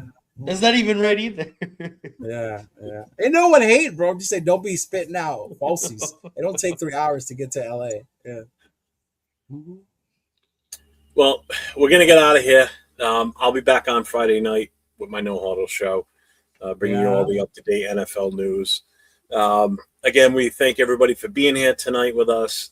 Don't forget the like, the subscribe, the notifications on all 4 channels. You got Silver and Black Radio Podcast. That's Will. I'm 401 Rated Jeff.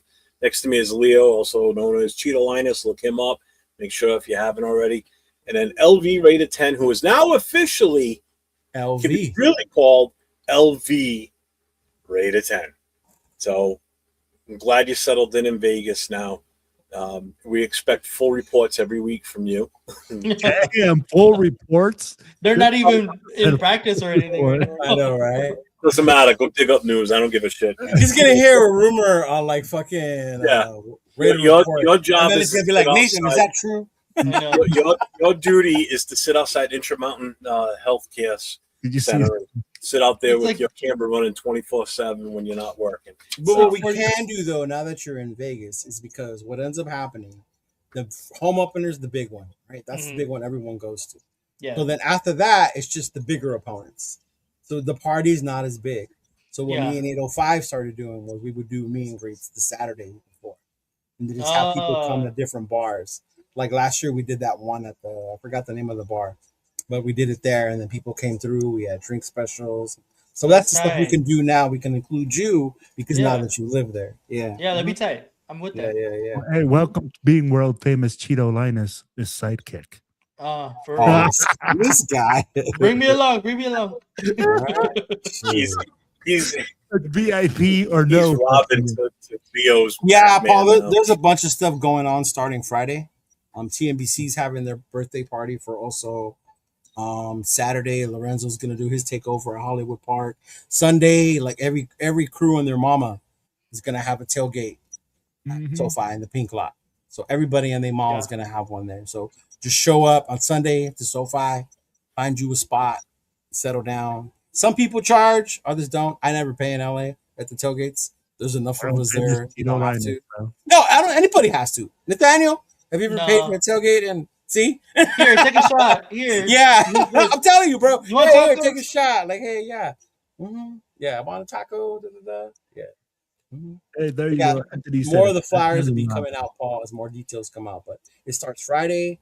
Friday's a party, Saturday's a party, and then Sunday's the tailgate. Yeah. I'm jealous. I know, right? Jealous. Me too. No keep. All right, everybody. Thank you all for being here. And again, we're back to four co-hosts now. Nate is officially part of the Most Notorious podcast crew. Started tonight. First live show from Vegas. Yes, sir. All right, everybody. As I always say, stay safe and go Raiders. Viva Mexico, cabrones.